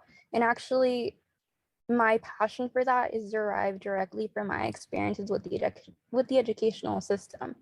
Community cultural wealth is a term that I don't think I would have had the access to learn about and see in action had I not had the privilege to be in the place where I am today, taking up space at an institution like UCLA. Because courses like ethnic studies, which I know our senators and quars were advocating for next year as a requirement for admissions, are not things that are allocated appropriately to students anywhere as a requirement before they are practically put in the position to pay for an education. And I think that that is incredibly wrong, because no student should be in a position where they have to be forced to pay to learn about who they are and their identity. And especially when that community cultural wealth explicitly ties to informing students about the assets that they bring just from the experiences that they have on a daily basis, because learning happens everywhere. And I am really sure about that. As for how I would push for that within Senate, I would like to continue to push for implicit bias trainings for admissions officers. I know that currently UCs across the state employ a holistic review process that draws on 13 points of review. I think that when we are trusting admissions officers in order to review these applications in a holistic, equitable manner, it is really important to also make sure that we give them that training to ensure that they do so. And I think that community cultural wealth ties there explicitly, because with that implicit bias training, administrators should definitely know about the concept, but not only appreciate it, but also definitely know how to employ it.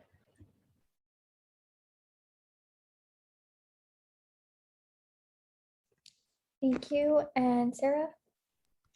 Hi, Daniela. Thanks so much for coming today. So as you probably know, Prop 16 unfortunately failed late last year by a margin of 57 to 43. So we do see some support.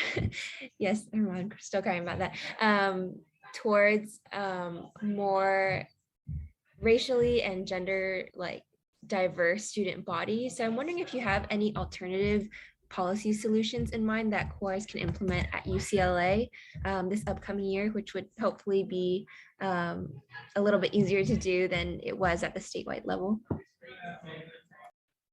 Yes, thank you so much. I was also very devastated by the result of Prop 16 this past year.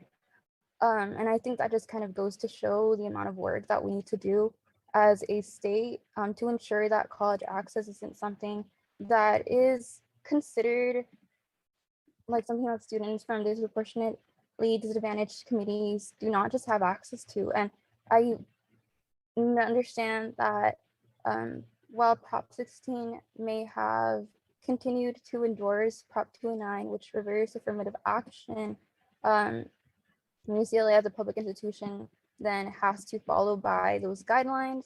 I do think that holistic review, as I mentioned earlier, as it stands, I will critique it because I feel like it is really important that we not have to rely on an entire system of 13 separate subpoints to account for an entirety of a holistic review process. I feel as though it is really important that every single one of those points in the 13-point process is holistic in and of itself as a standalone. I think that implicit bias training in there, as well as amending it with community cultural wealth knowledge, is really critical because admissions officers hold a lot of power in that sector in making these decisions, and thus need to be really consciously aware of the backgrounds of these students in regards to the separate criteria that they're evaluating, whether it is academics or their extracurricular involvement. At every single step of the process, holistic measures and equity need to be considered, and not just so after the entire process is over.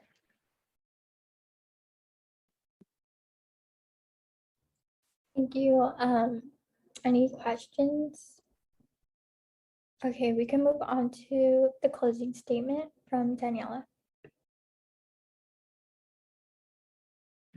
Yes, thank you so much. I just want to extend my appreciation to you all. I know that tonight has been very busy for you all. I hope that my interview today was able to showcase my passion for the role. And just thank you again, Council, for your time tonight and the opportunity to interview for this position. And I wish you all have a good night. Thank you for your closing statement. And then can I hear our recommendation? Absolutely. So ARC gives a 3-0 positive recommendation for Daniela Cortez Bravo to be appointed onto the Committee on Undergraduate Admissions and School Relations. We found that her strong personal and advocate experience in educational spaces, as well as the way that she approaches this role with a very strong equity-based mindset, means that she will be a very strong advocate for students on CORES. And on my side of things, I think that Daniela is super articulate and would do so well in fighting for a lot of these really hard things about admissions. And in particular, I really appreciated, Daniela, in your ARC interview, how you incorporated that aspect of community college outreach and including transfer students in that admissions advocacy, as well as the way that you articulated your knowledge of the transfer community. And so I'm super excited to see all that you're going to bring to the table on CORES and to see you grow in the academic senate.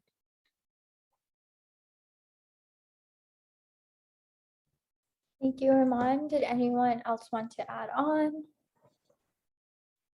Okay, I definitely agree with Armand and just like everyone in ARC, because we're all in ARC anyways.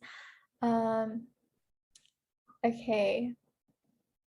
This is where we do voting. Yes. So can I get someone to motion to approve Daniela to undergraduate admissions and relations with schools? I move to appoint Daniela Cortez Bravo to the Committee on Undergraduate Admissions and School Relations on the Academic Senate. Can I get a second? A second. Armand motions, Taylani seconds, all in favor?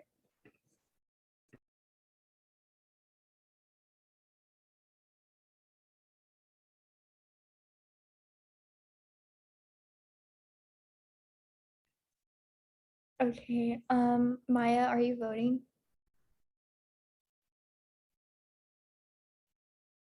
Okay, 12, or actually, did someone lower their hand?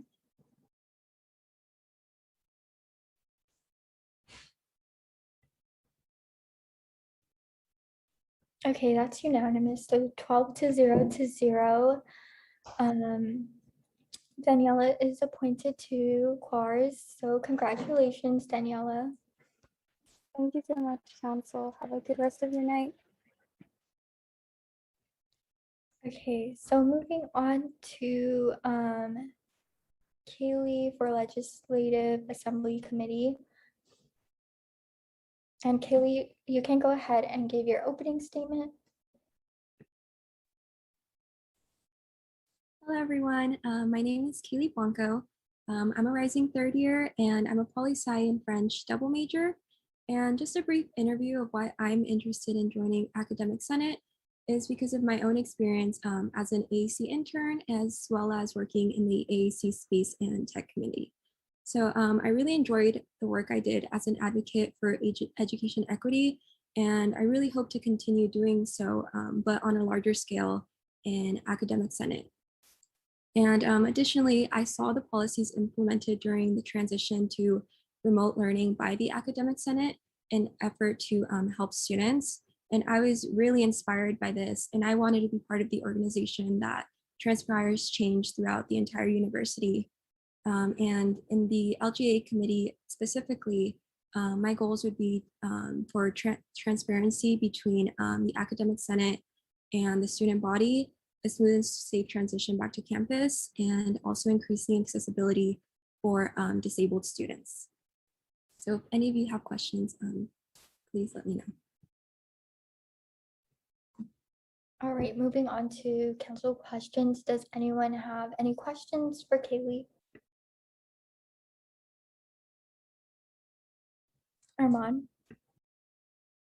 Hi, Kaylee. It's good to see you again. I was wondering if you could articulate your understanding of the issues that transfer students face in general at the university, and in particular when it comes to the relationships that they may have with faculty.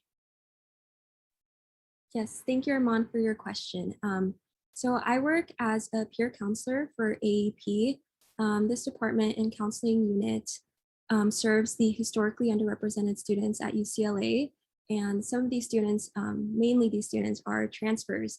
I'm currently working the freshman and transfer summer program. So I work with transfers daily, and I have this unique position where I get to hear directly from transfers and what their grievances are and what they struggle, what their struggles are, and especially with not having much expectation as when transitioning to the university. And during my counseling sessions, I've also had the privilege to work with transfers. So I have a little bit of knowledge of what they may be facing. I know a lot of transfers are really facing either financial, technical, or emotional obstacles. And they also might be facing income insecurity, housing insecurity, especially as they're transitioning from back home in a space where they're not really familiar with. And I really want to ensure that the administration will listen. And I really want to provide more resources for them to really help bridge that gap as they transition to this university, and make resources more accessible to them. I know that a lot of transfers come with unique challenges as well. A lot of transfers are caregivers or parenting students. So we work with other organizations on campus as a peer counselor. I work with the Bruin Resource Center a lot, and they have great resources for transfers for to really help them with if they're parents or caregivers, and if they're former foster youth, they're undocumented. And just as any other student, I feel like their issues, their concerns are really valid, and I really hope that they are represented before Academic Senate. And I really want this to be an inclusive space for transfers this coming year.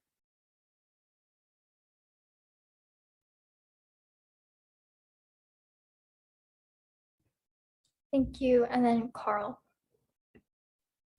Hey, how's it going, Kayla? I just wanted to ask, in your position as part of the Legislative Assembly, what will you do, or what are some of your initial plans to better serve the underrepresented communities that you've already been working with as an AAP counselor?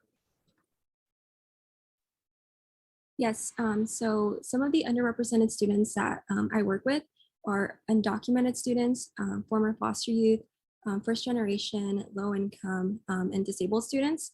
I personally resonate with these communities because I myself am a first generation Latina immigrant and former foster youth. And I identify as disabled with the Center for Accessible Education. So I feel like also my unique background, not just as a worker, as a in my leadership positions, I feel like just personally, I really understand these struggles and these grievances. So I feel like if anything, that fuels me more to advocate for these students and really push for them to be represented in academia. I think that disabled students really need to be more prioritized, especially because they haven't been in the past. So specifically for them, I really want to advocate for equitable funding.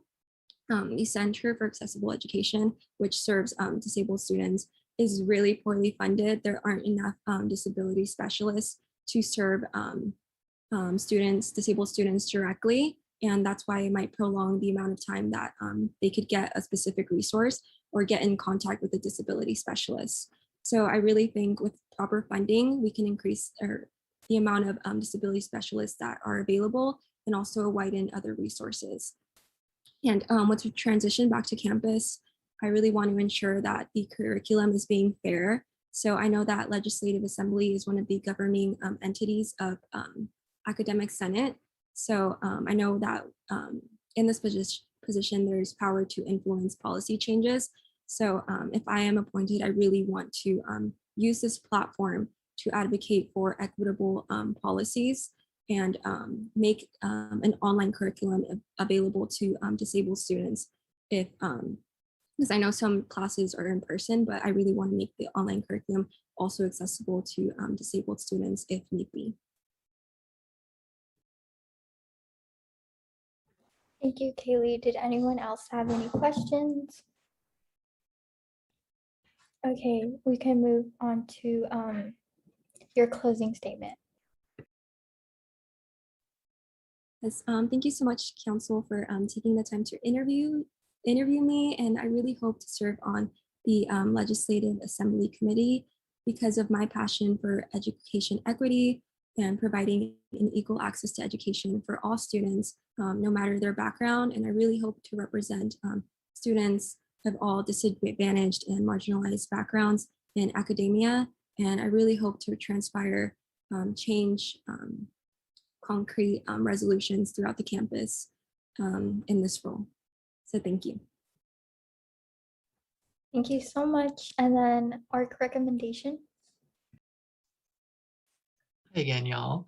ARC gives a 3-0 positive recommendation for Kaylee Blanco to be appointed to the Legislative Assembly. We found that her experience in AAP, as well as her dedication and passion for serving underrepresented students of a variety of backgrounds, makes her ideal for this role. Does anyone else want to add on? I just want to add really quickly, just really quickly. I really appreciated tonight how you articulated the understanding of the BRC programs that support many students who are also transfer students. But I would say as well, just to be conscious about the Transfer Student Center and other transfer specific communities when it comes to supporting transfers on LGA, and also that as an appointment to LGA, you will also have 2 other transfer students that will sit on LGA with you. So I will just like encourage you to like communicate with them and ensure that you are all working together, and that if things related to transfers come up, that their voices are centered. But yeah, really excited for you to step into this role, Caitlyn. Awesome. Okay, so we can get started with voting. Can I get someone to motion to approve Kayla Blanco as Legislative Assembly Committee? I move to appoint Kayla Blanco to LGA. Can I get a second? I second. Taylani motion, Herman seconds. All in favor, please raise your hand.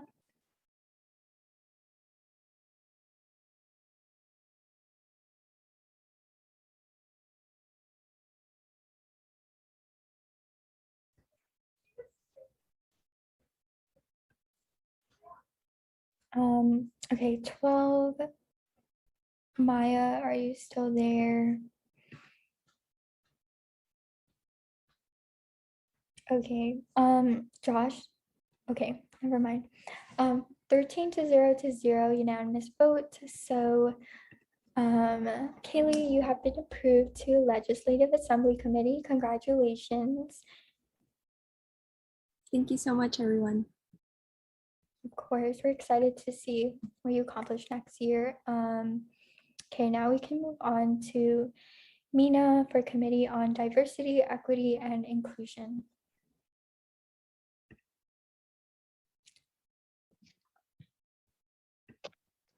Hello, everyone. My name is Mina Nochi. My pronouns are she, her, hers, and I'm a rising junior. And I'm majoring in public affairs and minoring in labor studies and education. And I want to say thank you so much for this opportunity. Never would I ever thought that I would be in front of the USAC Student Council seeking to amplify and advocate for the needs of the student body at UCLA, let alone be at a school like UCLA. In fact, my high school experience kind of scarred me and forced me to stay away from student government and just focus on myself. However, after numerous experiences of being in certain spaces at UCLA that made me feel unheard, excluded, and invalidated, I realized that I needed to do my part to make a change, even if that meant being uncomfortable, learning new skills in powerful spaces such as this. As the #1 public school that prides itself on its core values of diversity, equity, and inclusion, it is no secret that UCLA has not fully practiced and achieved its core values. I believe there have been multiple attempts to achieve these core values. However, the fear of actually providing the needs that the community is asking for, because it will empower the community, has always been UCLA's downfall. I feel like certain administrative policies are in fear of giving people what they want because they're overshadowed and they just do it through performative activism, which honestly could be belittling, overwhelming, and most importantly, frustrating. So I'm passionate about becoming a USAC appointment to the Committee of Diversity, Equity, and Inclusion because I believe I could bring a strong sense of open-mindedness and most importantly, pressure to the administrators and with them, the people that I'm working with. I'm passionate about advocating for change through tangible and effective policies, even though these policies sometimes could be unnoticed by the community. This is my biggest why. I just want to have a better I want the future to have a better experience and less challenges regarding affordability, equity, and accessibility at UCLA. And even though challenges will always arise, I believe that certain challenges could be avoided and even fought against if they're advocated for in the right way and in the right space. So some of my tangible goals I hope to achieve if given this position would be public student panels and also striving for more diverse, I don't want to say curriculum, more diverse policies in all majors and all academic departments, not just a diversity requirement and calling it a day. And though this may be uncomfortable for some, considering that a lot of administrators do not like it when they're told they're not doing a really good job, I believe it's necessary because change and growth is uncomfortable, but again, it's necessary.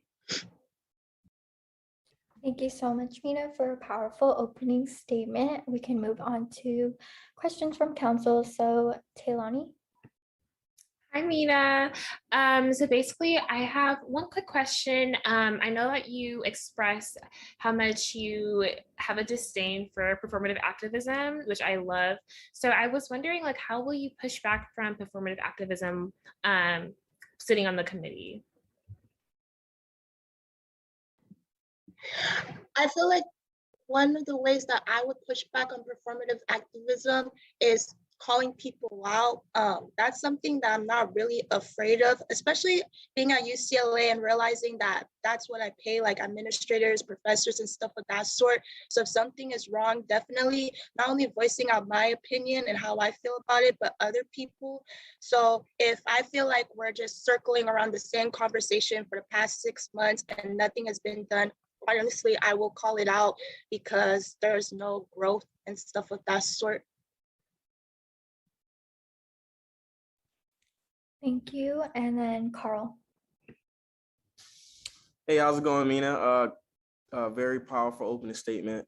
I just wanted to ask this question. So it says here that the Committee on Diversity, Equity, and Inclusion gives advice to the UC administration on policies and programs to advance faculty diversity, including the recruitment and the retention of women and underrepresented minorities.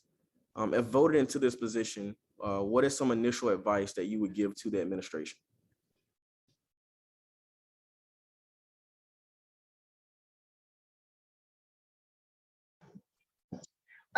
If voted into this position, I believe first and foremost, I would show the facts. UCLA is very big on research and stuff of that sort. So there's been research, there's stats showing that there are a lot of women in underrepresented communities being affected and stuff of that sort. So definitely voicing that out and even sharing my own personal experience.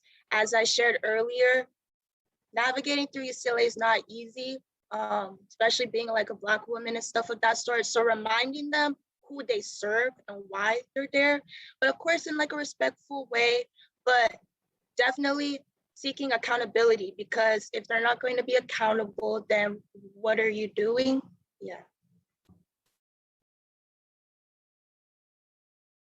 Definitely, Mina. Any more questions? All right, you can go ahead and give your closing statement. Okay, sorry, 1 second, let me find it.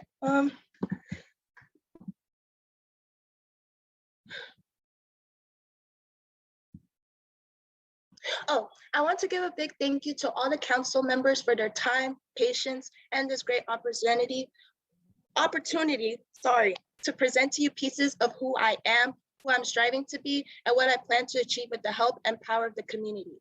I hope you all have a great night, and please don't forget to practice self-care.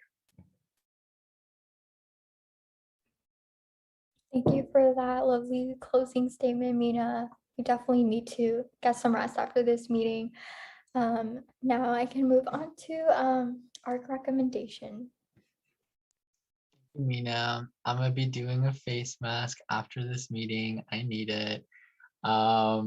ARC gives a 3-0 positive recommendation for Mina to be appointed to the Committee on Diversity, Equity, and Inclusion on the Academic Senate.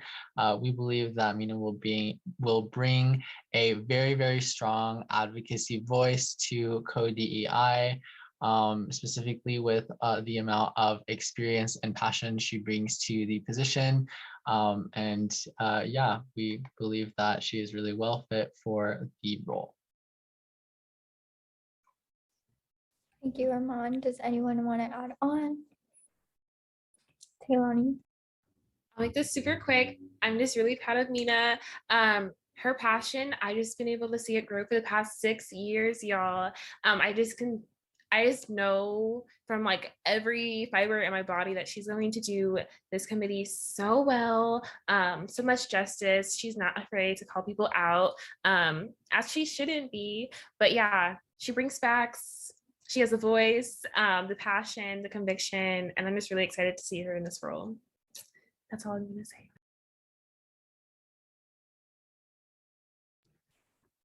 Yeah, so cute. Gosh. Does anyone want to add on? Okay. Can I get someone to motion to approve Mina to Committee on Diversity, Equity, and Inclusion? I move to appoint Mina Nochi to EDI. A second. Okay, so Taylani motions and Carl seconds. All in favor, raise your hand.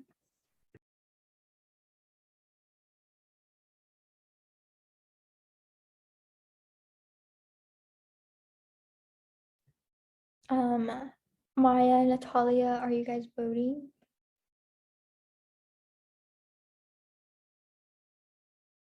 Okay, all opposed.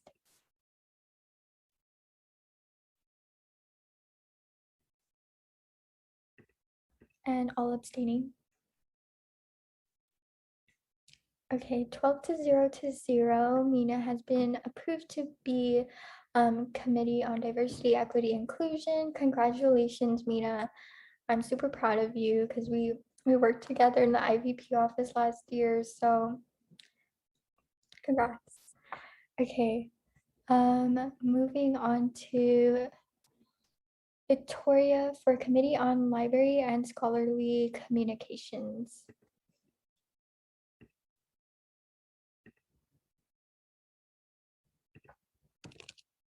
I think they need to be promoted.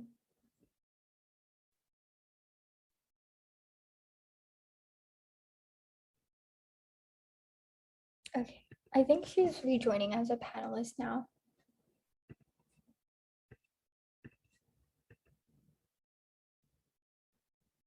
Okay, Victoria's here, so feel free to give your opening statement. Hello, my name is Victoria Vargas. I am a first-generation Latinx second-year transfer student. I've been involved in clubs at my community college and was recently a Mecha de Yolotoño intern and a board member of the Anthropology Club. Being involved with organizations has led me to strive for this position. Being an academic senator has interested me because I want to use my experience to support students of all diverse backgrounds. Being the academic senator for the Committee of Library and Scholarly Communications is important to me because many students, including myself, rely on the resources provided by the library for our classes, but there are also barriers that can be present when trying to access them. I want to strive to create easier access for students of all backgrounds, create change to serve the needs of students, and increase the accessibility of materials. Thank you for your time. Thank you for your wonderful opening statement. We'll be moving on to questions from council, so please raise your hand if you have any.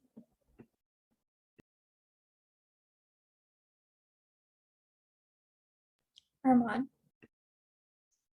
Hi, Victoria. So this is one of the committees that has only like one undergraduate representative on it for the Academic Senate. And this being a committee that I sat on last year, one of the issues was faculty sort of pressing their voices again over the undergraduate student voice. So I'm curious to know that if appointed, when you're in these committee meetings, what would you do to ensure that your voice is heard in this faculty majority space?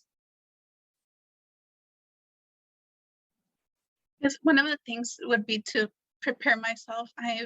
I've been somewhat of a naturally shy person, but being in various organizations, being in clubs, and being in positions and board member positions for various clubs has helped me get out of my comfort zone and my shyness, and instead be more expressive. And especially this would be a different environment that I'm used to. In this summer, I worked with I had an internship at the Fowler Museum, so I got to meet some faculty, but again, because of COVID, everything has been somewhat restricted. But for this position, I want to mark kind of my position of helping not just myself, but students, undergraduate students at UCLA, making sure that their voices will be heard, because there are many as I said, there are many barriers that unfortunately we face as a transfer student, that I faced as people of color, as first generation, as undocumented students, etc. So for me to amplify my voice will be very important, and I will make sure to do that, because I understand that I'm not just representing myself, of course, but I'm representing many students here at UCLA and undergraduate students. And that's what ultimately I want to do, is to serve them. Thank you. Thank you, Victoria. Does anyone else have any questions?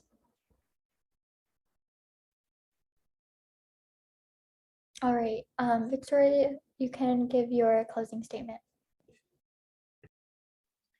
Thank you to all the council members for your time and consideration for this position. I believe my knowledge and experience can serve to support students in any challenges they may face and provide services that benefit our campus. Furthermore, reaching out to students will be essential in creating the change that is needed. I will strive to collaborate and listen to the opinions of fellow undergraduate students so I can better accomplish my goals and serve our community. I believe my work in previous institution and my previous academic institution will help me for this position, as well as the work that I have done here at UCLA. Again, thank you for your work and time. Thank you, Victoria, for your closing statement. And then can I hear ARC recommendation? Yes, you can. So ARC gives a 3-0 positive recommendation to appoint Victoria Vargas to the Committee on Library and Scholarly Communications. We found that she brought a really strong inclusive mindset to the library and information space, which is one that is really hard to, bring to libraries, and that we think that she will do a really great job in doing so. And then from my side of things, I'd be really, really excited for you to get appointed. I think that the amount of passion that you bring to inclusivity and reimagining it into the library space is really amazing. And this committee has a soft spot in my heart since I was the appointment for Library and Scholarly Communications last year. And this will be the second year in a row. We have a transfer appointment to COLASC, which is really amazing. So yeah, really excited to see you bring that inclusivity to libraries and advocate for that sort of undergraduate representation with our library faculty. Yay, thank you so much, Ramon. I totally agree. Does anyone else want to add on? All right, can I get someone to motion to approve Victoria to Committee on Library and Scholarly Communications? I move to appoint Victoria Vargas to the Committee on Library and Scholarly Communications of the Academic Senate. Can I get a second? I second. Armand motions, Carl seconds. All in favor, raise your hand.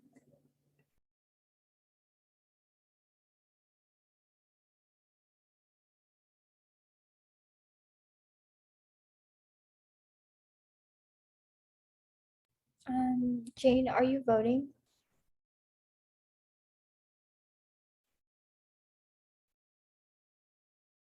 All opposed?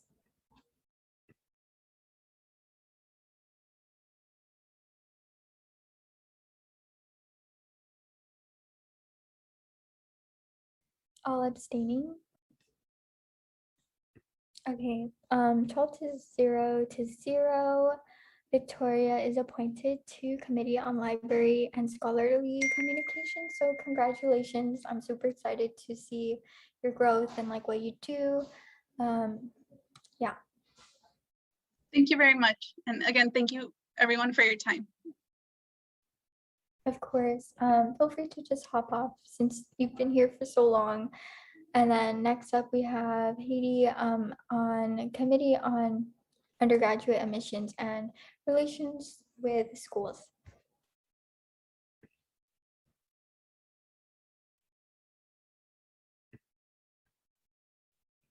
Okay, you can give your opening statement now.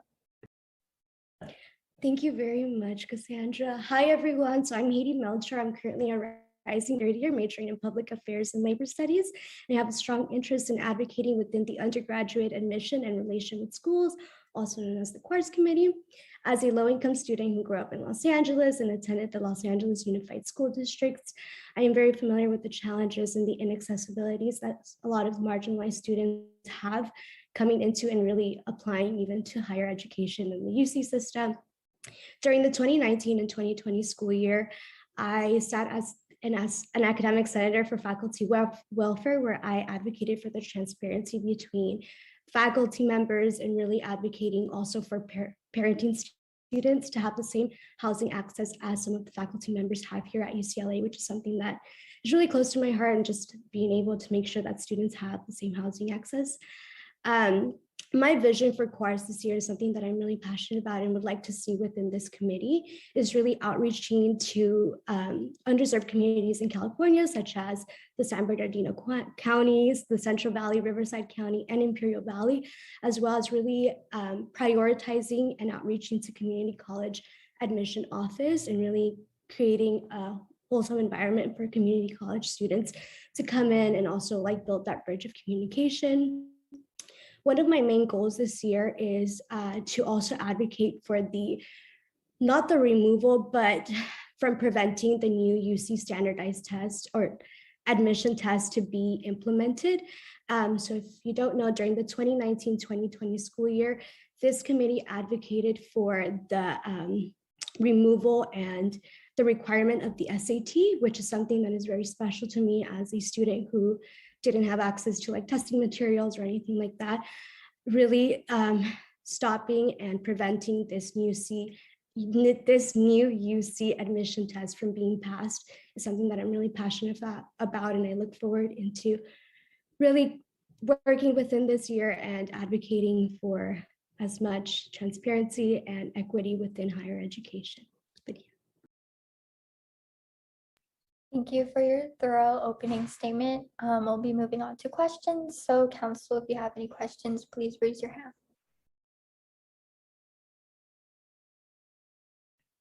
Herman. Hi, it's so good to see you again. So I really appreciated how you mentioned outreaching to community college students and having that be a part of your role. And I was wondering if you could talk about one of the issues that you see community college transfers experiencing when they go through the admissions process for UCLA and how you would tackle that in your role on QUARS.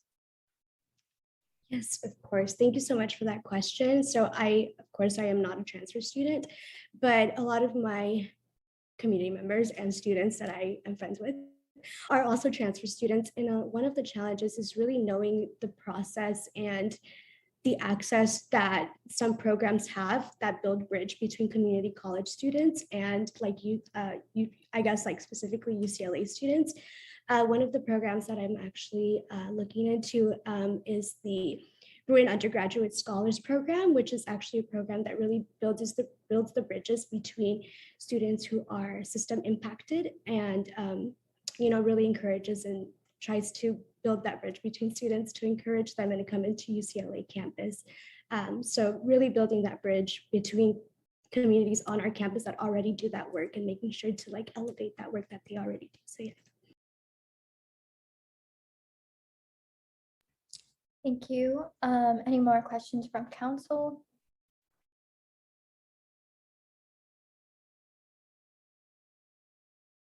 I have a question. What is something that you look forward to in being a part of QUARS? Yes, of course. I love that question. Honestly, just the removal and advocating for the standardized test to not be passed and really preventing that. I have cousins. I'm the oldest in my family, so I have siblings who will be applying soon. And it's really frustrating to think that a lot of the systems is like a test that prevents students from really reaching higher education. So I'm really looking forward to that and look forward to working with my co and really listening in with you guys and being, building that bridge of communication. So, yeah. Thank you. And then Tay. Hi again, Heidi. So my question is, how do you hope to grow as a leader after serving in this position?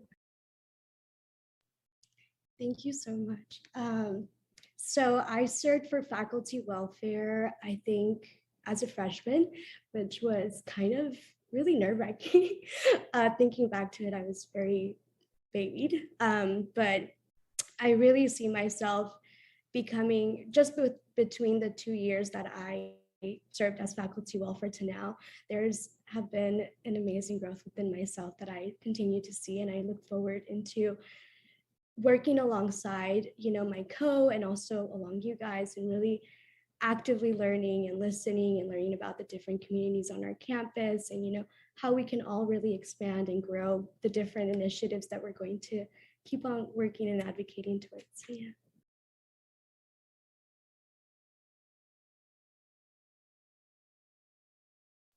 Thank you. Any more questions? Okay, we can move on to your closing statement. Thank you so much. I just wanted to extend my gratitude. Thank you guys for being so attentive and for serving our community on our campus as a student who, really uses these resources. It's such an honor to be here and work alongside you guys. So thank you guys so much. Thank you.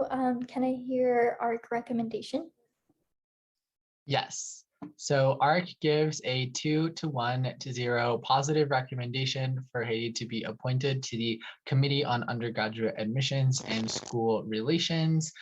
We found that she brought a really strong academic background and equity mindset to this position, as well as an ability to listen to and advocate for the communities that are most disadvantaged during the admissions process, which is why we believe that she will be best fit for this role.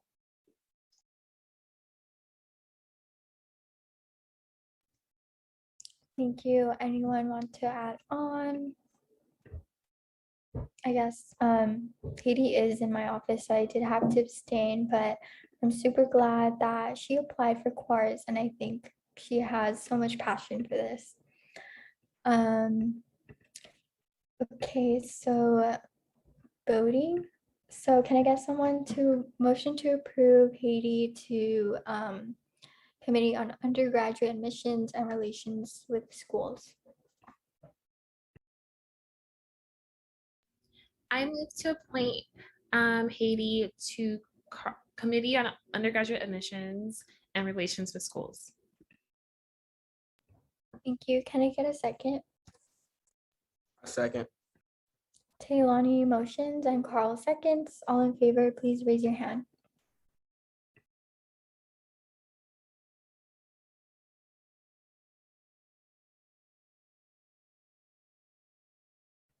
Okay, that's a unanimous vote, so 12-0. Congratulations, you've been appointed to CORS.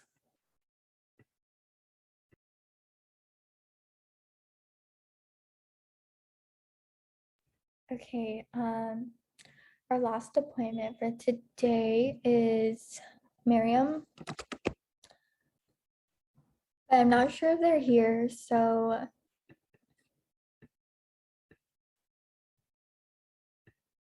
yeah, is Angie here?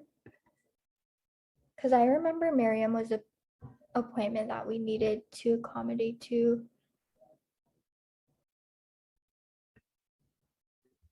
Sorry, yeah. I emailed Miriam. I'm not sure if she's able to hop on, just because I think it's still pretty early in the morning for her. And I think she had expected to go later in the evening. So would it be possible to have her go next meeting? Yeah, I'll definitely add her to the next agenda. Okay, thank you. Okay, so appointments are done, yay, and then we have to move on to new business. Breeze was supposed to present this, but this is just a draft statement that she wanted to present to council. I can also speak about this since Campus Safety Alliance worked on it from the IVP office. This is a draft statement, so I'm not sure if council feels comfortable signing on to this statement before we make the edits. If not, we'll have it on the next meeting agenda.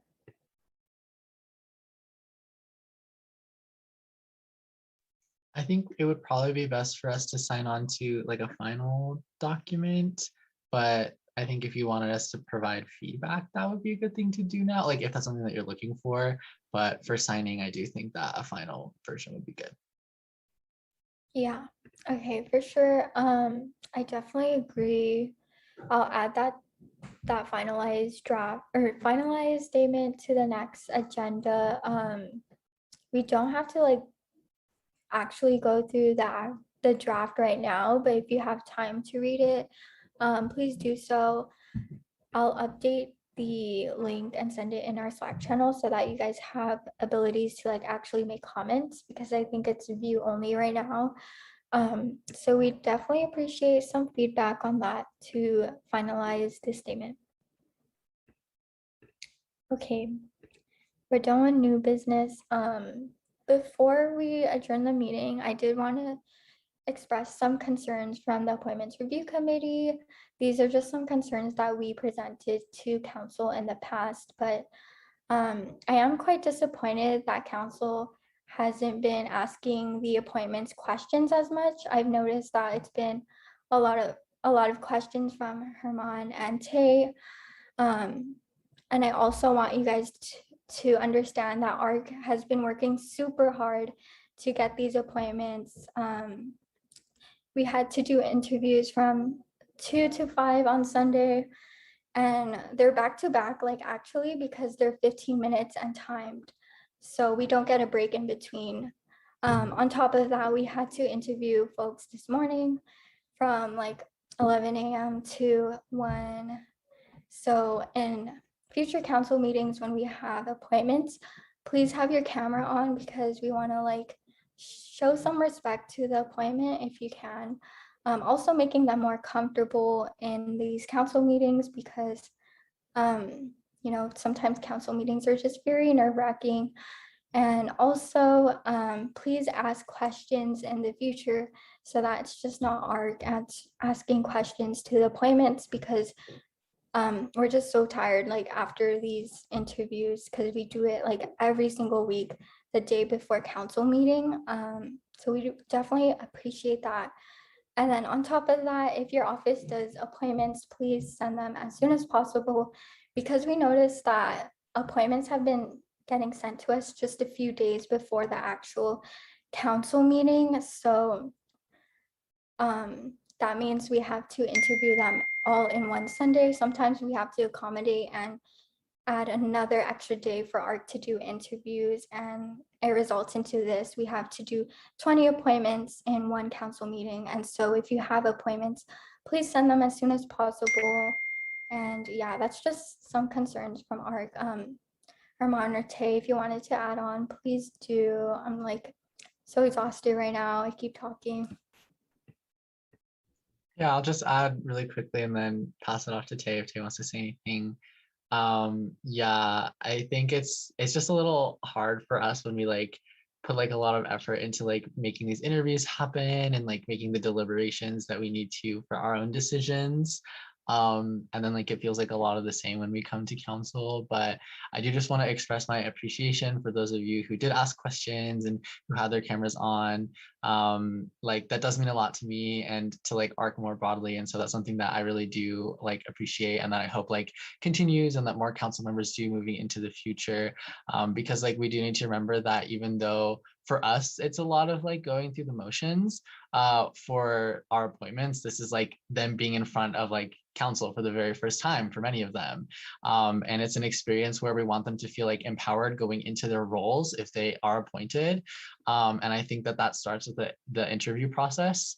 And so I think that a lot of like giving them a strong send off into whatever positions they're holding does begin with us like being affirming and being present, and being visible in these interviews themselves. Even though I know that is hard and it's a lot of time, but I think that it would mean a lot to the appointments themselves. And I know that you know, Cass and Tay and I, who have the opportunity sometimes to speak with these appointments after they're made, have like voiced that to us. Like they've told us like we appreciate when like you were like affirming and present and whatnot in those interviews. And so that's just something that I did just want to voice that appreciation for those of you who are doing those things. And just I think just like putting us in that perspective of an interviewee is something that I would maybe suggest.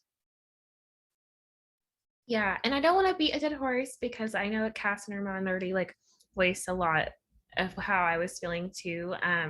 Yeah, but being affirmative in your body language just does so much in interviews, and I couldn't imagine like interviewing in an environment where only two people ask questions, like that the cameras are off. Like I just feel like that would be so anxiety. Like, I would just be so anxious coming into an environment like that. So I don't know if this would be helpful, but maybe like we can start a doc of like questions before council meeting, and then we can all just drop questions to a document, so that everyone is asking questions, and maybe like maybe we need to help each other brainstorm questions. I know that these committees are like still ambiguous for us too. Like a lot of these committees are not as accessible in terms of like what these committees actually do. So like even for folks that are not too familiar with USAC, maybe like that would be helpful if we like brainstorm questions together so that ARC is not doing most of the labor during, because we already know the applicants pretty much. Like we're just asking questions just to ask questions, but we know the interviewees since we've been interviewing them. But maybe we can do a doc, and I can put that in the Slack, and if people want to contribute to that, that would be awesome. Yeah, also thank you for adding that, Tay. I think moving forward, if like you want ARC to have that Google Doc, we can also list the appointments that we have and then give a description about like what the role requires and everything. If that's helpful for council, we can definitely do that. And promise. Yeah, thank you guys so much for bringing this at us. It is really important. I was on ARC last year, and like I was able to have like the initial interview and then coming to council. So I definitely can understand the frustration. I think something that could be really helpful that I think was helpful last year was the fact that we had access to the interview notes that you guys take whenever you're interviewing folks. And like when we were doing it last year, I had a comment section to like put your personal, like whatever your like personal comments, like while interviewing the person, like things that you thought, including like just how they answered the question. So like if we could have access to that so that when appointments are happening weekly, like we can, when we're going looking through like our documents and stuff, like we can see what you guys interviewed them and like read the answers to their interview questions, so then we can like know what else to ask them or like what more we want to see. So that was helpful last year, and I think if we could do that again this year, that'd be really good. Thank you for mentioning that, Promise. I'll definitely share everyone our folder sometime tonight or tomorrow. And then I'll also be sending reminders like when we're done with ARC interviews that we are done and that y'all can just look at the minutes for the notes. All right, I think that was all from ARC, but just like moving forward, I definitely think that council will do like just respect like ARC boundaries in the future. I have like confidence in everyone here. So yeah, now we can adjourn the meeting at 9:44 p.m. Wait, do I have to vote on this? No, that's it. You would Okay. close. Okay, yay, we're done. Give it up for Cassie real quick about how well she ran this meeting. This was not a meeting, so kudos. I didn't know how Breeze does like remember all the language and procedures, but yeah. You did amazing this evening. Kudos to you. Thank you. I think we have good and welfare right now. So if you want to stay, you can. But I also understand that